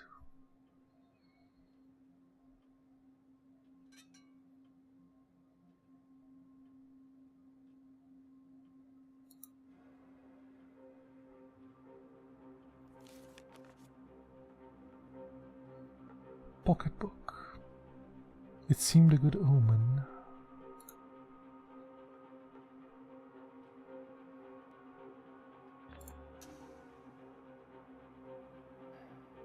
Goodbye, old chap. I'm going to do my best for you. Wish me well, wherever you are. I hung about in the hall, waiting for the milkman. I was fairly choking to get out of the doors.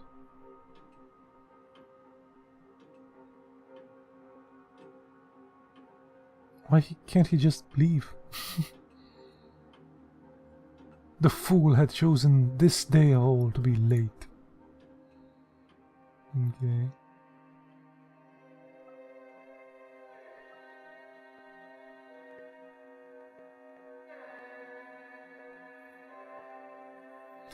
Wanted by the police for murder and by the real killers for knowing too much.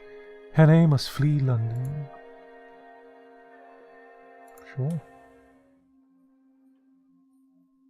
Third class citizen. Is there like a train thing? 24th of May. It began on the 19th, I think.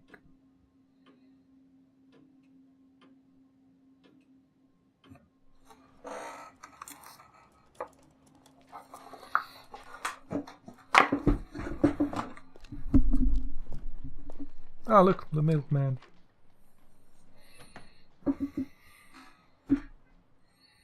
Got milk. Who doesn't like a bit of milk? Probably the lactose intolerant. God, blimey. Come in here a moment. I want a word with you. Yes, sir?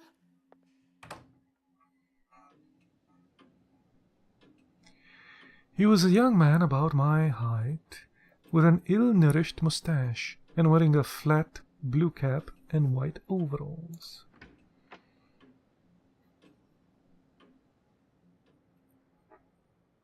I reckon you're a bit of a sportsman, and I want you to do me a service. Lend me your cap and overall for 10 minutes, and here's a sovereign for you. His eyes opened at the sight of the gold, and he grinned broadly. What's the game? A bet. I haven't time to explain, but to win it, I've got to be a milkman for the next 10 minutes, and all you've got to do is to stay here till I come back. You'll be a bit late, but nobody will complain, and you'll have that quid for yourself. Right. I ain't the man to spoil a bit of sport. Here's the rig, governor. Governor?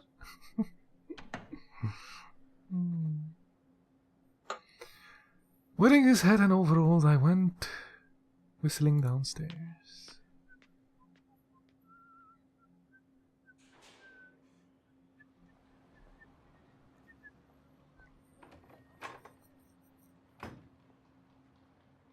At first I thought there was nobody in the street. Then I caught the sight of a policeman 100 yards down, and a loafer shuffling past on the other side. I crossed the street in character, whistling gaily and imitating the jaunty swing of the milkman. Some impulse made me raise my eyes to the house opposite, and there was a first-floor window was a face. As the loafer passed, he looked up, and I fancied a signal was exchanged. Ooh. Arsenio, thank you for the follow. Then I took the first side street.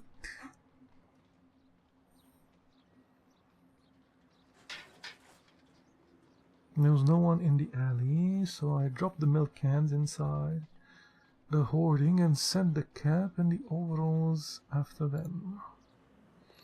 Had only just put on my cap when a postman came round the corner. I gave him good morning. He answered me unsuspiciously.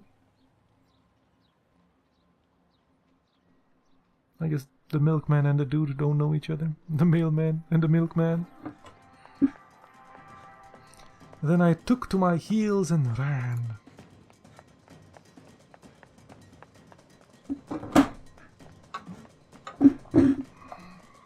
I still have my squeaky chair here.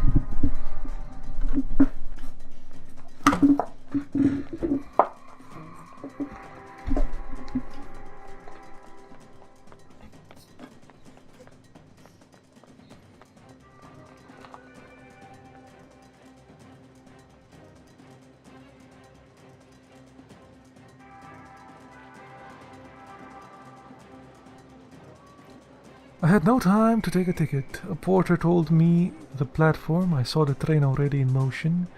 Two station officials blocked the way. Punched them in the nose. I dodged them and clambered into the last carriage.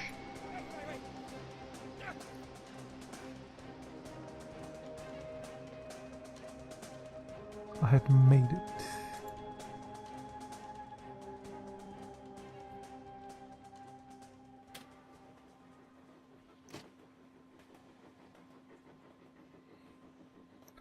Three minutes later, an irate guard interviewed me. He wrote out for me a ticket to Newton Stewart, a name which had suddenly came back to my memory. Then he conducted me from the first-class compartment to the third-class smoker. Ah, so it is a train thing.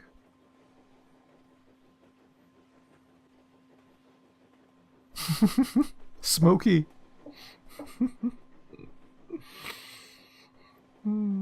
The compartment was occupied by a sailor and a stout woman with a child.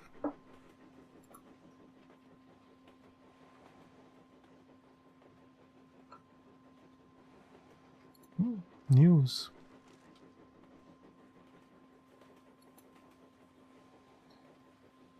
Yesterday's parade of 6,000 in Hyde Park. Okay. The annual Empire Day Parade in Hyde Park took place yesterday afternoon.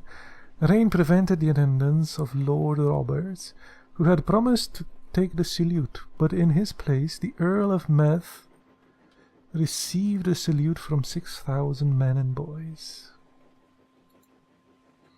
The parade, which was under the patronage of Prince Alexander of Turk and Princess Alexander of Turk, was commanded by Lieutenant General Sir Henry H. Settle. Okay. Well, nobody died or anything, it's fine.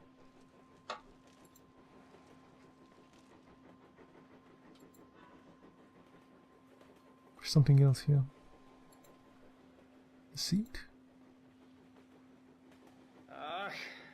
It's a sailed job catching trains. Aye, the impudence of that Geared.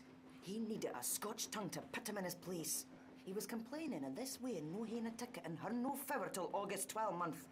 And he was objecting to this gentleman spitting.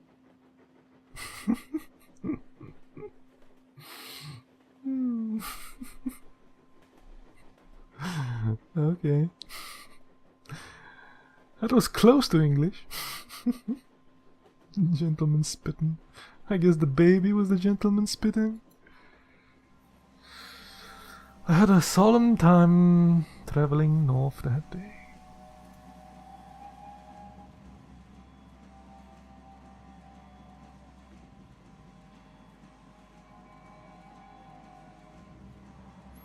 I asked myself why, when I was still a free man, had I stayed on in London and not got the good of this heavenly country.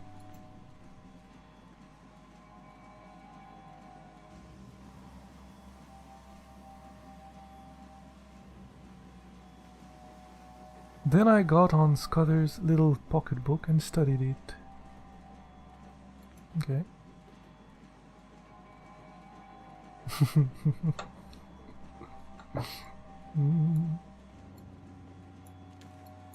Magic spell, magic spell, magic spell. Turn the books. Whee! Okay.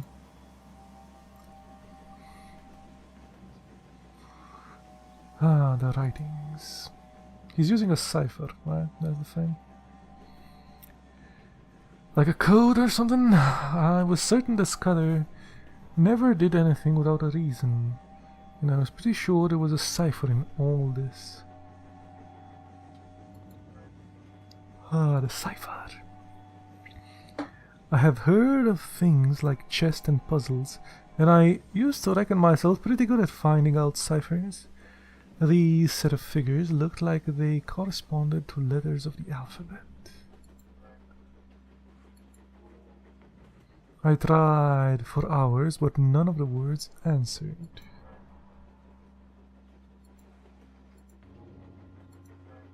Okay.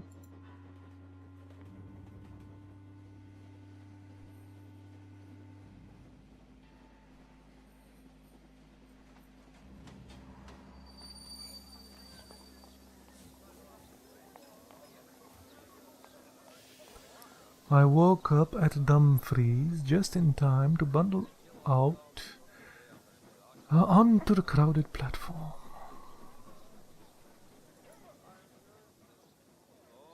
There was a young man on the platform whose looks I did not like, but he never glanced at me.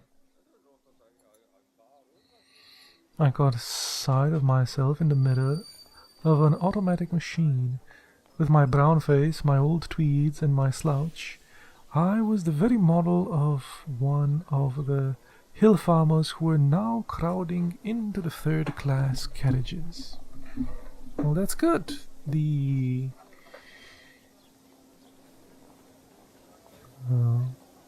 tweed jacket and stuff helped. I boarded the Galloway train, traveling with half a dozen in an atmosphere of shag and clay pipes. Thank you for the follows. J. Kamar and Bio. They had come from the weekly market, and their mouths were full of prices.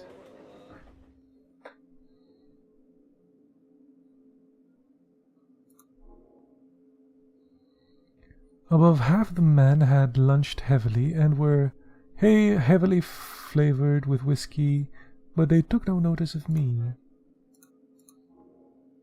I heard accounts of how the lambing had gone up in Cairn, and the Douche, and a dozen other mysterious waters. Cairn?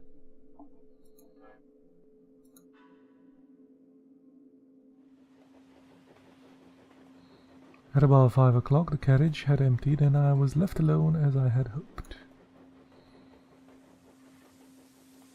I got out at the next station. It reminded me of those forgotten little stations in Karoo.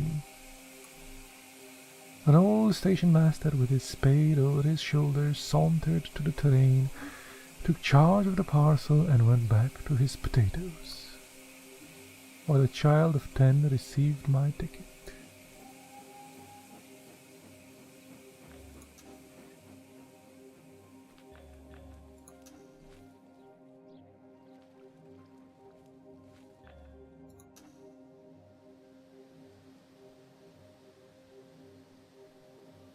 It's pretty, at least. I was getting very hungry when I eventually came to a herd's cottage. The brown-faced man greeted me with the kindly shyness of the moorland places. When I asked for a night's lodging, she said I was welcome to the bed in the loft, and very soon she set before me a hearty meal of ham and eggs, scones, and thick sweet milk. Nice. Alencas. Vamos. Thank you for the follow. At the darkening, her man came in from the hills, a lean giant who in one step covered as much ground as 3 paces of ordinary mortals. They asked me no questions, for they had the perfect breeding of all dwellers in the wilds, but I could see they sent me down as a kind of dealer. I took some trouble to confirm their view.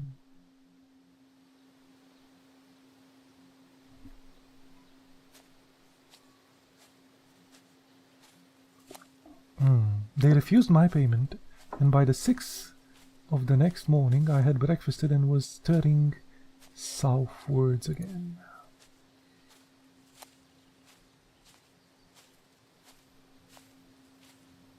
Rolls.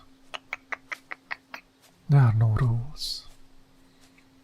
Relax with the rolls. All the slackness of the past months was slipping from my bones, and I stepped out like a 4-year-old. My notion was to return to the railway line a station or 2 further on than the place where I had aligned yesterday, and to double back.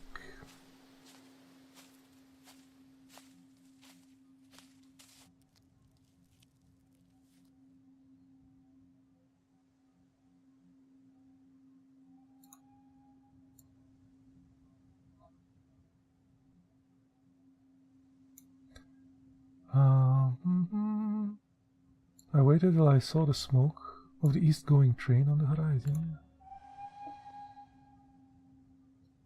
Then I approached the booking office and took a ticket for Dumfries.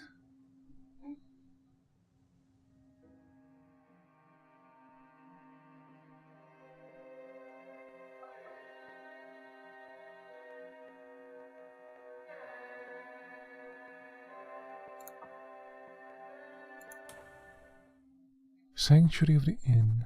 Okay.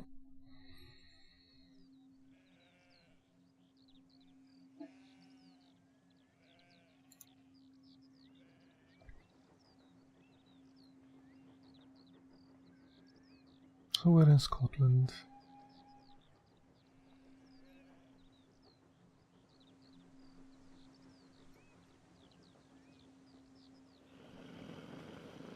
The occupants of the carriage were an old shepherd and his dog, a wall-eyed brute I mistrusted. The man was asleep, and on the cushions beside him was the morning Scotsman.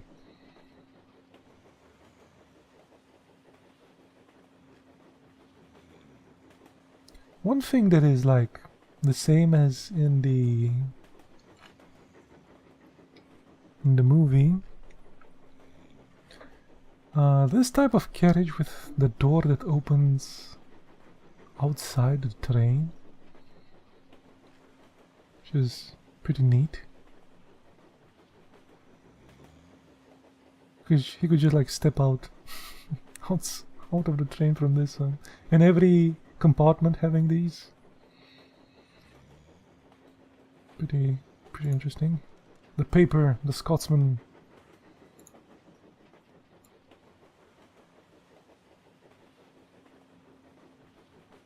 Within the ladies' outfitting saloon. Sure. Empire Day murderer shocks London. Okay, so we found some stuff.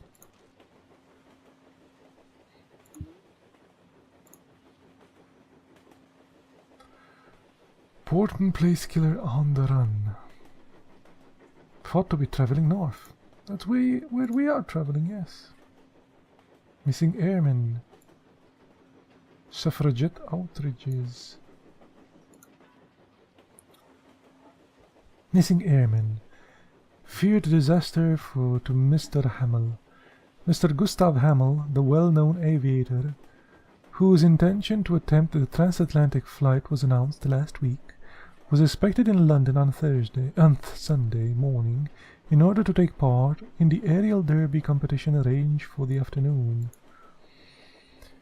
He was known to have started from the aerodrome at Vilcold Bay at 4:30 in the morning, but he failed to put in an appearance on the English side of the channel, and as the day wore on without bringing any definite news of him, considerable anxiety on his account gradually made itself felt. Inquiries made in all directions proved fruitless, and yesterday's anxiety deepened into serious alarm. Okay, the suffragette outrages. King's portrait slashed with an axe. The destruction of exhibition pictures, which had been recently a feature of militant suffragist activity in London, was adopted in Edinburgh for the first time on Saturday, when a half-length portrait of King George from the bush of Mr. John Lavery, along with a picture of the Queen of the Royal Scottish Academy, was damaged by a woman who slashed it with an axe. In view of similar outrages of late, special precautions have been taken at the Academy with the object of frustrating any attempts to destroy the paintings. But when the woman entered the building about noon, no suspicion at first was aroused, though it was remarked afterwards that she had not, as usual done by lady visitors, given an umbrella or an article of attire in the keeping of the attendant. Didn't the axe give it away? I'm just saying.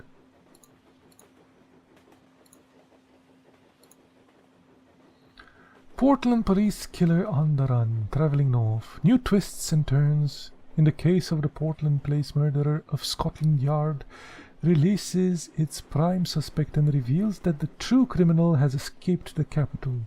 Scotland Yard Commissioner Mr. McGilvray said, "We have reason to believe the killer has left London by one of the northern lines. We no longer have reason to suspect that the milkman is our murderer or has any connection with the killing of Captain Theolius Digby, found dead earlier this week. Captain Digby is reported to have been on home leave and staying with a friend in an apartment near London's affluent Portland Place apartments." So that dude counts for 2 bodies now, for 2 dudes. The American spies. Chief Investigating Officer Mr.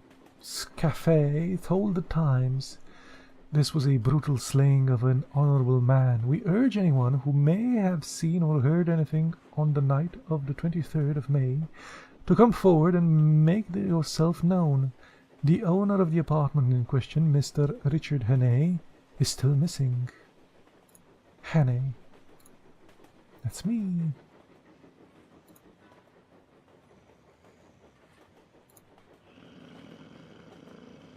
Could smell the alcohol on the breath. Good doggy. Okay, that was it.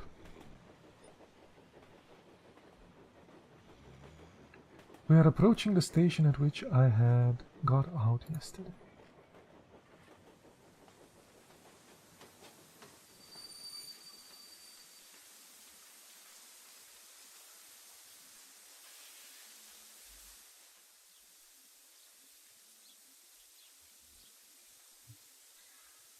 The potato-digging station master had been gingered up in some activity, for the west-going train was waiting to let us pass. From it descended 3 men who were asking him questions.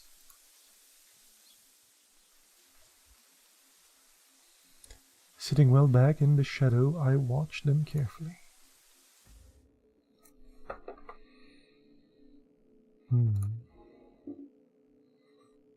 I suppose that they were the local police who had stirred up by the Scotland Yard and had traced me as far as this one horse sliding. One of them had a book and took down notes. The old potato digger seemed to have turned peevish. The child who had collected my ticket was talking volubly. All the party looked out across the moor where the white road departed. I hoped they were going to take up my tracks there.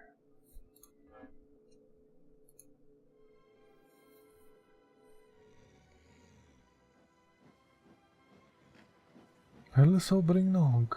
Thank you for the follow. As we moved away from the station, the old shepherd began to stir.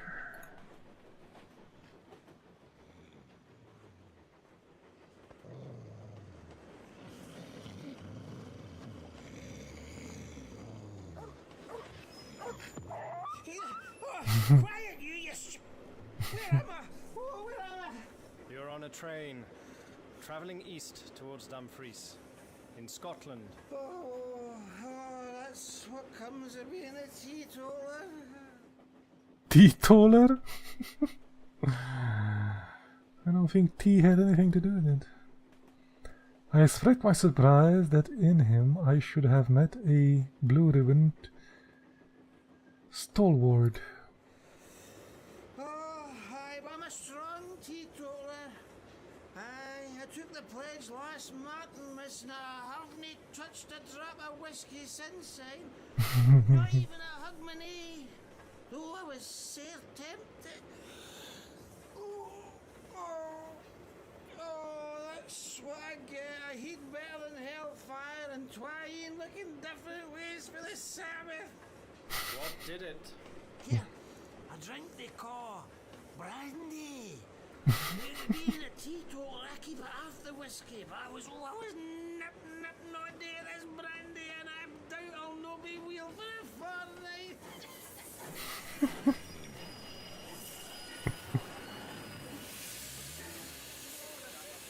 Nipping on the brandy, okay. My plan had been to get down at some station down the line, but the train suddenly gave me a better chance. I looked out and saw that every carriage window was closed and no human figure appeared in the landscape.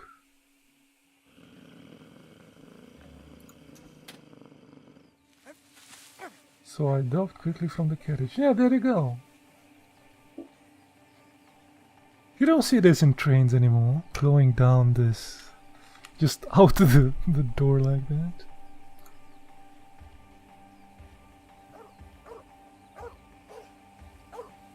It would have been alright but for that infernal dog.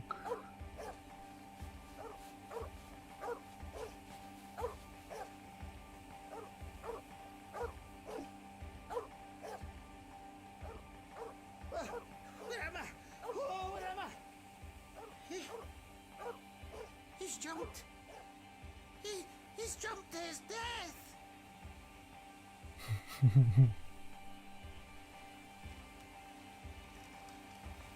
I could not have made a more public departure if I had left with a bugler and a brass band. Happily, the drunken shepherd provided a diversion. He and his dog, which was attached by a rope to his waist, suddenly cascaded out of the carriage.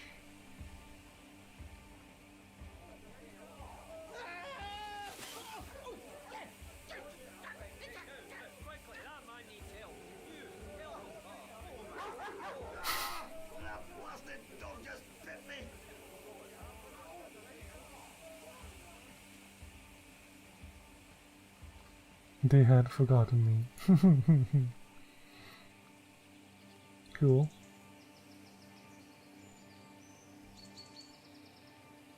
I looked back that there was nothing in the landscape.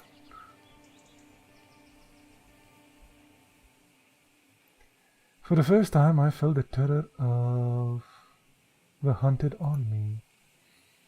It was not the police that I thought of, but the other folk, who knew that I knew Stutter's secret and dared not let me live. I was certain that they would pursue me with a keenness and a vigilance unknown to the British law, and once more their grip close on me I should find no mercy.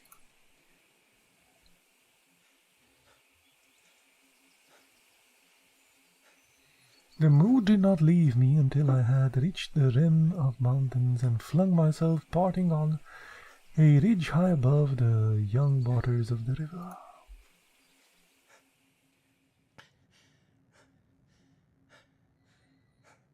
I have eyes like a hawk, but I could see nothing moving in the whole countryside. Then I looked into the blue May skies, and there I saw that which set my pulses racing. An aeroplane. I was certain that if I had been told that that aeroplane was looking for me, and that it did not belong to the police. These heather hills were no sort of cover if my enemies were in the sky. I must find a different kind of sanctuary. Monoplane. Okay. I kept onwards.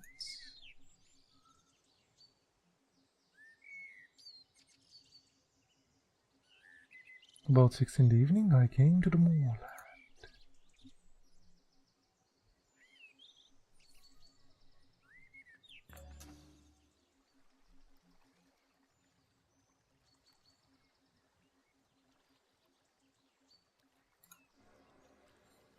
Peat smoke and savory roast flavored from the house.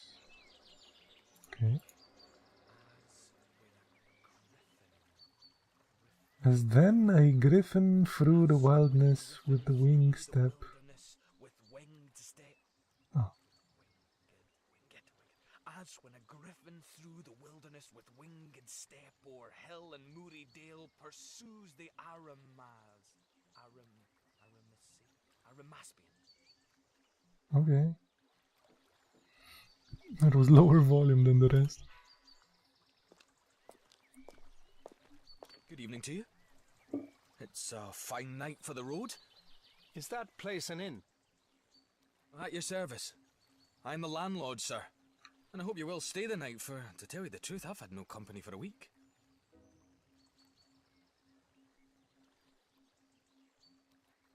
Pulled myself up on the parapet of the bridge and filled my pipe. Began to detect an ally.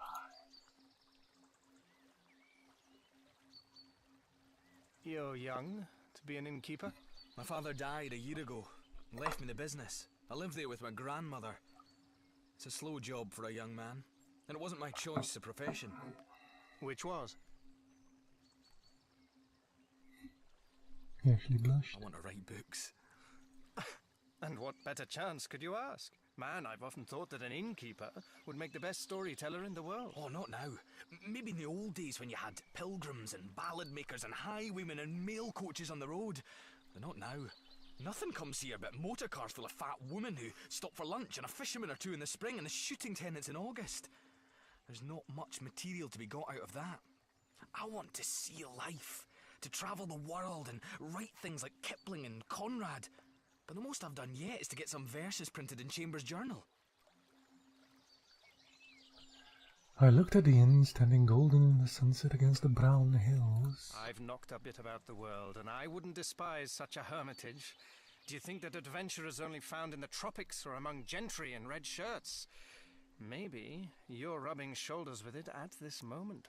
That's what Kipling says. Brother romance, and all unseen bromance brought up the 915. Bromance. Yes. But here's a true tale for you then, and a month from now, you can make a novel out of it. Oh, he's telling him the story?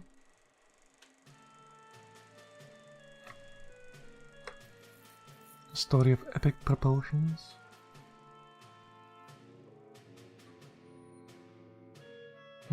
Richard Hannay was a successful mining magnate. Then his luck changed and he ran into serious financial troubles. We're here for the money. I owe you nothing.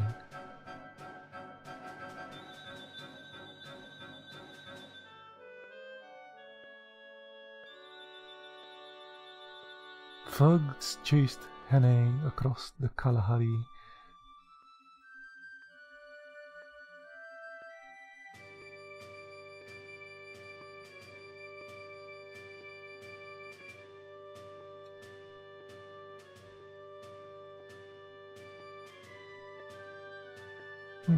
German Southwest. So the dudes were German? Okay. The Boers?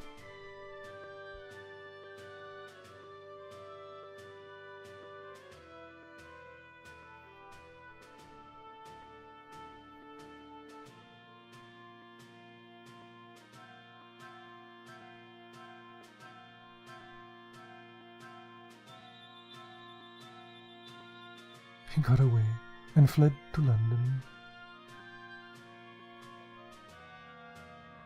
But they tracked him down.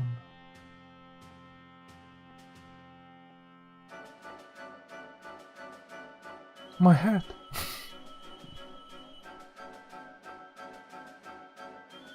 What? They had killed his friend and were chasing Hannay away yet.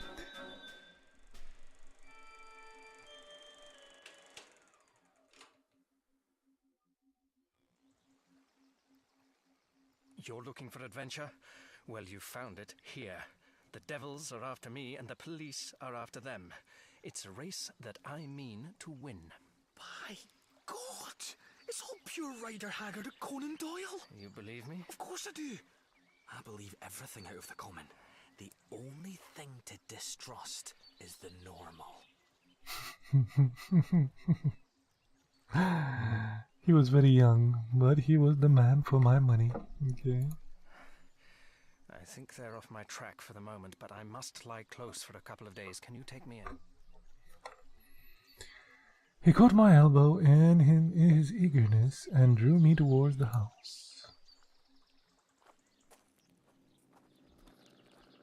As I entered the inn porch, I heard from far off the beat of an engine. The aeroplane. The monoplane.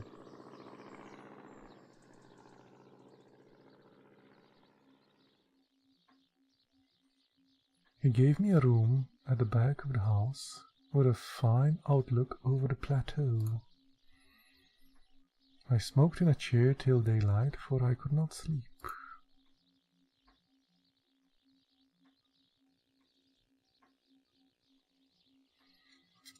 The next morning I wanted some time to myself, so I invented a job for him.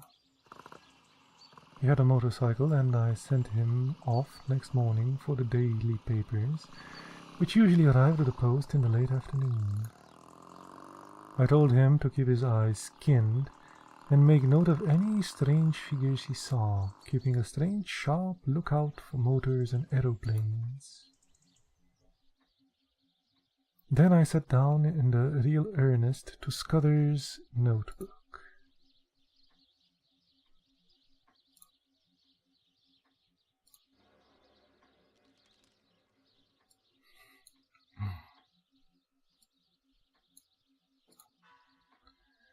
London police have reason to believe that the Portland Place murderer has travelled north into Scotland in his bid to escape the authorities. It was also came to light that the milkman had provided damning evidence against the flat's owner, Mr. Richard Hannay, in connection with the murder of Captain Theodolus Digby.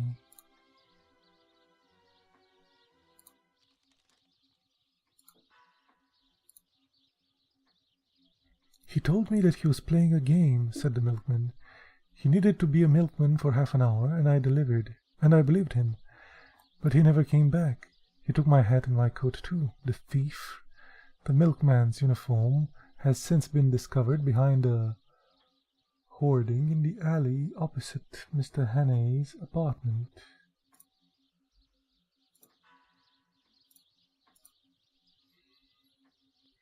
Fear not. If there is a killer in Scotland, we will track him down, said Lothian and Border Police Chief Mr. Hamish Smith. We will be putting extra resources into this manhunt. Should anyone spot Mr. Hannay, a 37-year-old man of average height and build, they should not try to apprehend him. Hannay is known to be a military man with considerable skill with weaponry.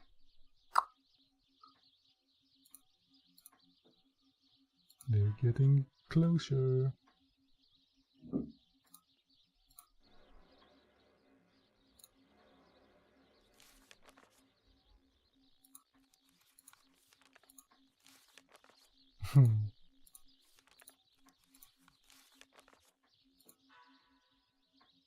Information collected January-May 1914.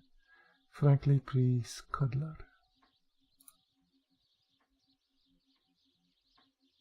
He writes in Roman numerals.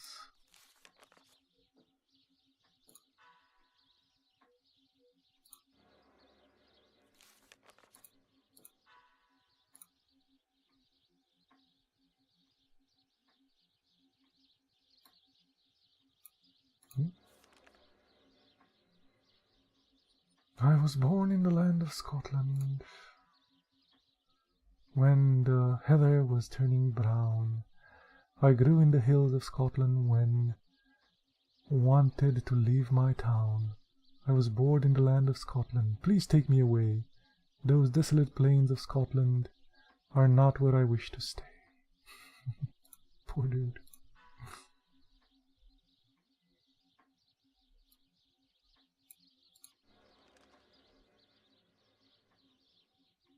Mr. Fraser, thank you for sending us the latest poem, A Frozen Heart in Summer Days.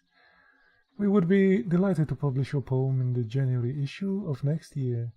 We will return the manuscript once it has been copied by recorded post. Well, at least it got published. A Frozen Heart in Summer Days. Last winter our chests were warm, as homely fires burnt till dawn.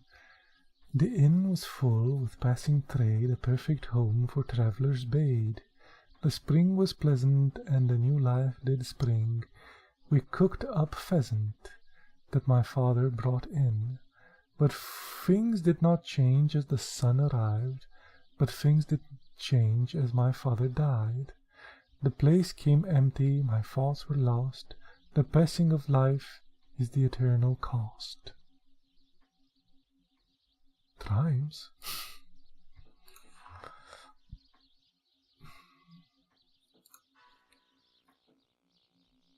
Missing something. Is this one?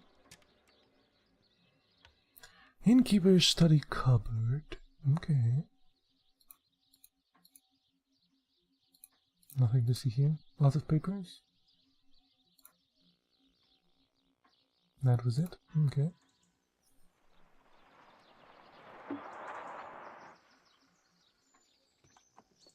I glanced out the window. There seemed to be two of them, men in aquastums and tweed caps.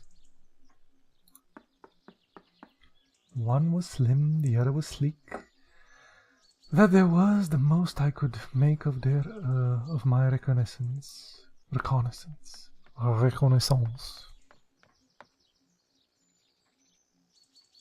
10 minutes later, the innkeeper slipped into the room, his eyes bright with excitement.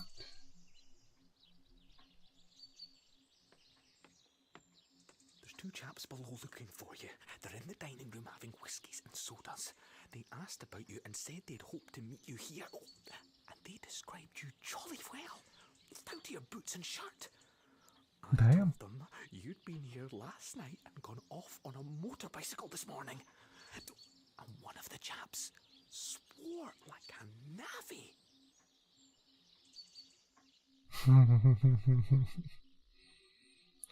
I made him tell me what they looked like. One was dark-eyed, thin fellow with bushy eyebrows. The other was always smiling and lisps in his talk. Neither was any kind of foreigner. On this my young friend was positive. Ah, so they're Scottish police. I took a bit of paper and wrote words in German as if they were part of a letter. Take this down and say it was found in my bedroom and ask them to return it to me if they overtake me. Okay. Okay. Blackstone. Stutter had got on this, but he could not act for a fortnight. I doubt if I can do any good now, especially as Karolides is uncertain about his plans. But if Mr. T advises, it will be the best I... Interesting. Your paper woke them up. The dark fellow went as white as death and cursed like blazes. And the fat one whistled and looked ugly. They paid for their drinks with half a sovereign and wouldn't wait for change.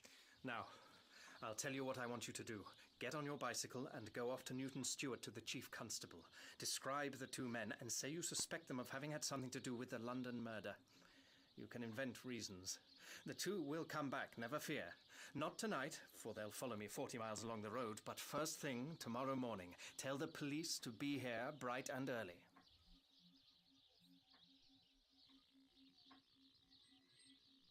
He set off like a docile child while I worked at Scudder's notes. Had a sudden inspiration.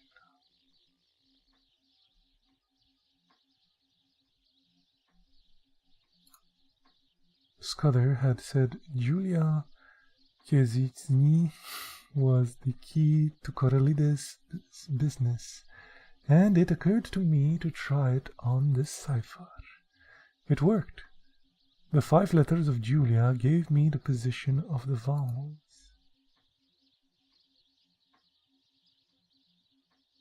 Chesney gave me the numerals for the principal consonants. I scribed that scheme on a bit of paper.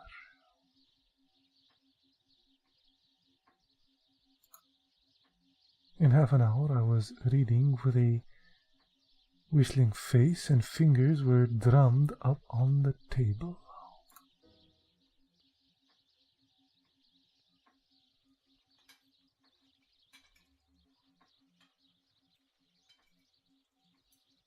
That evening we dined together. Out of common decency, I had let him pump me for information. Gross. I gave him a lot of stuff about lion hunts and the Matabele War, thinking all the while that tame business these were compared to what I was engaged in now. Then we went up to bed. Again I sat up.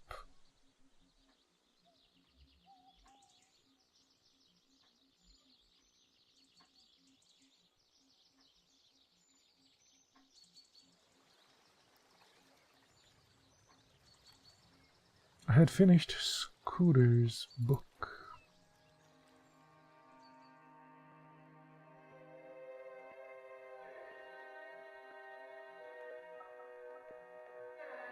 Having decoded Scooter's book, Hannay is now has all the facts. If only he can remain hidden until the second week of June.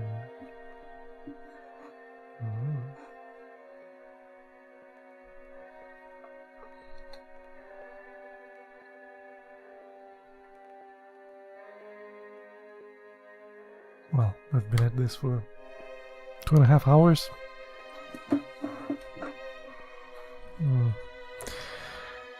That's enough. That's enough of this.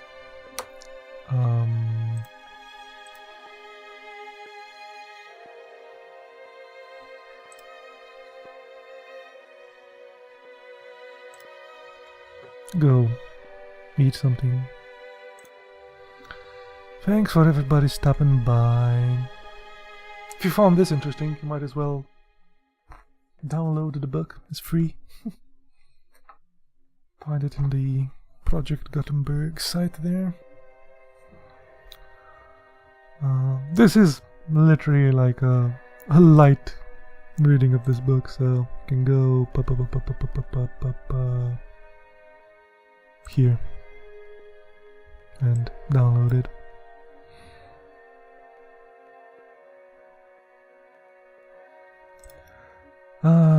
That's about it for me. Bye.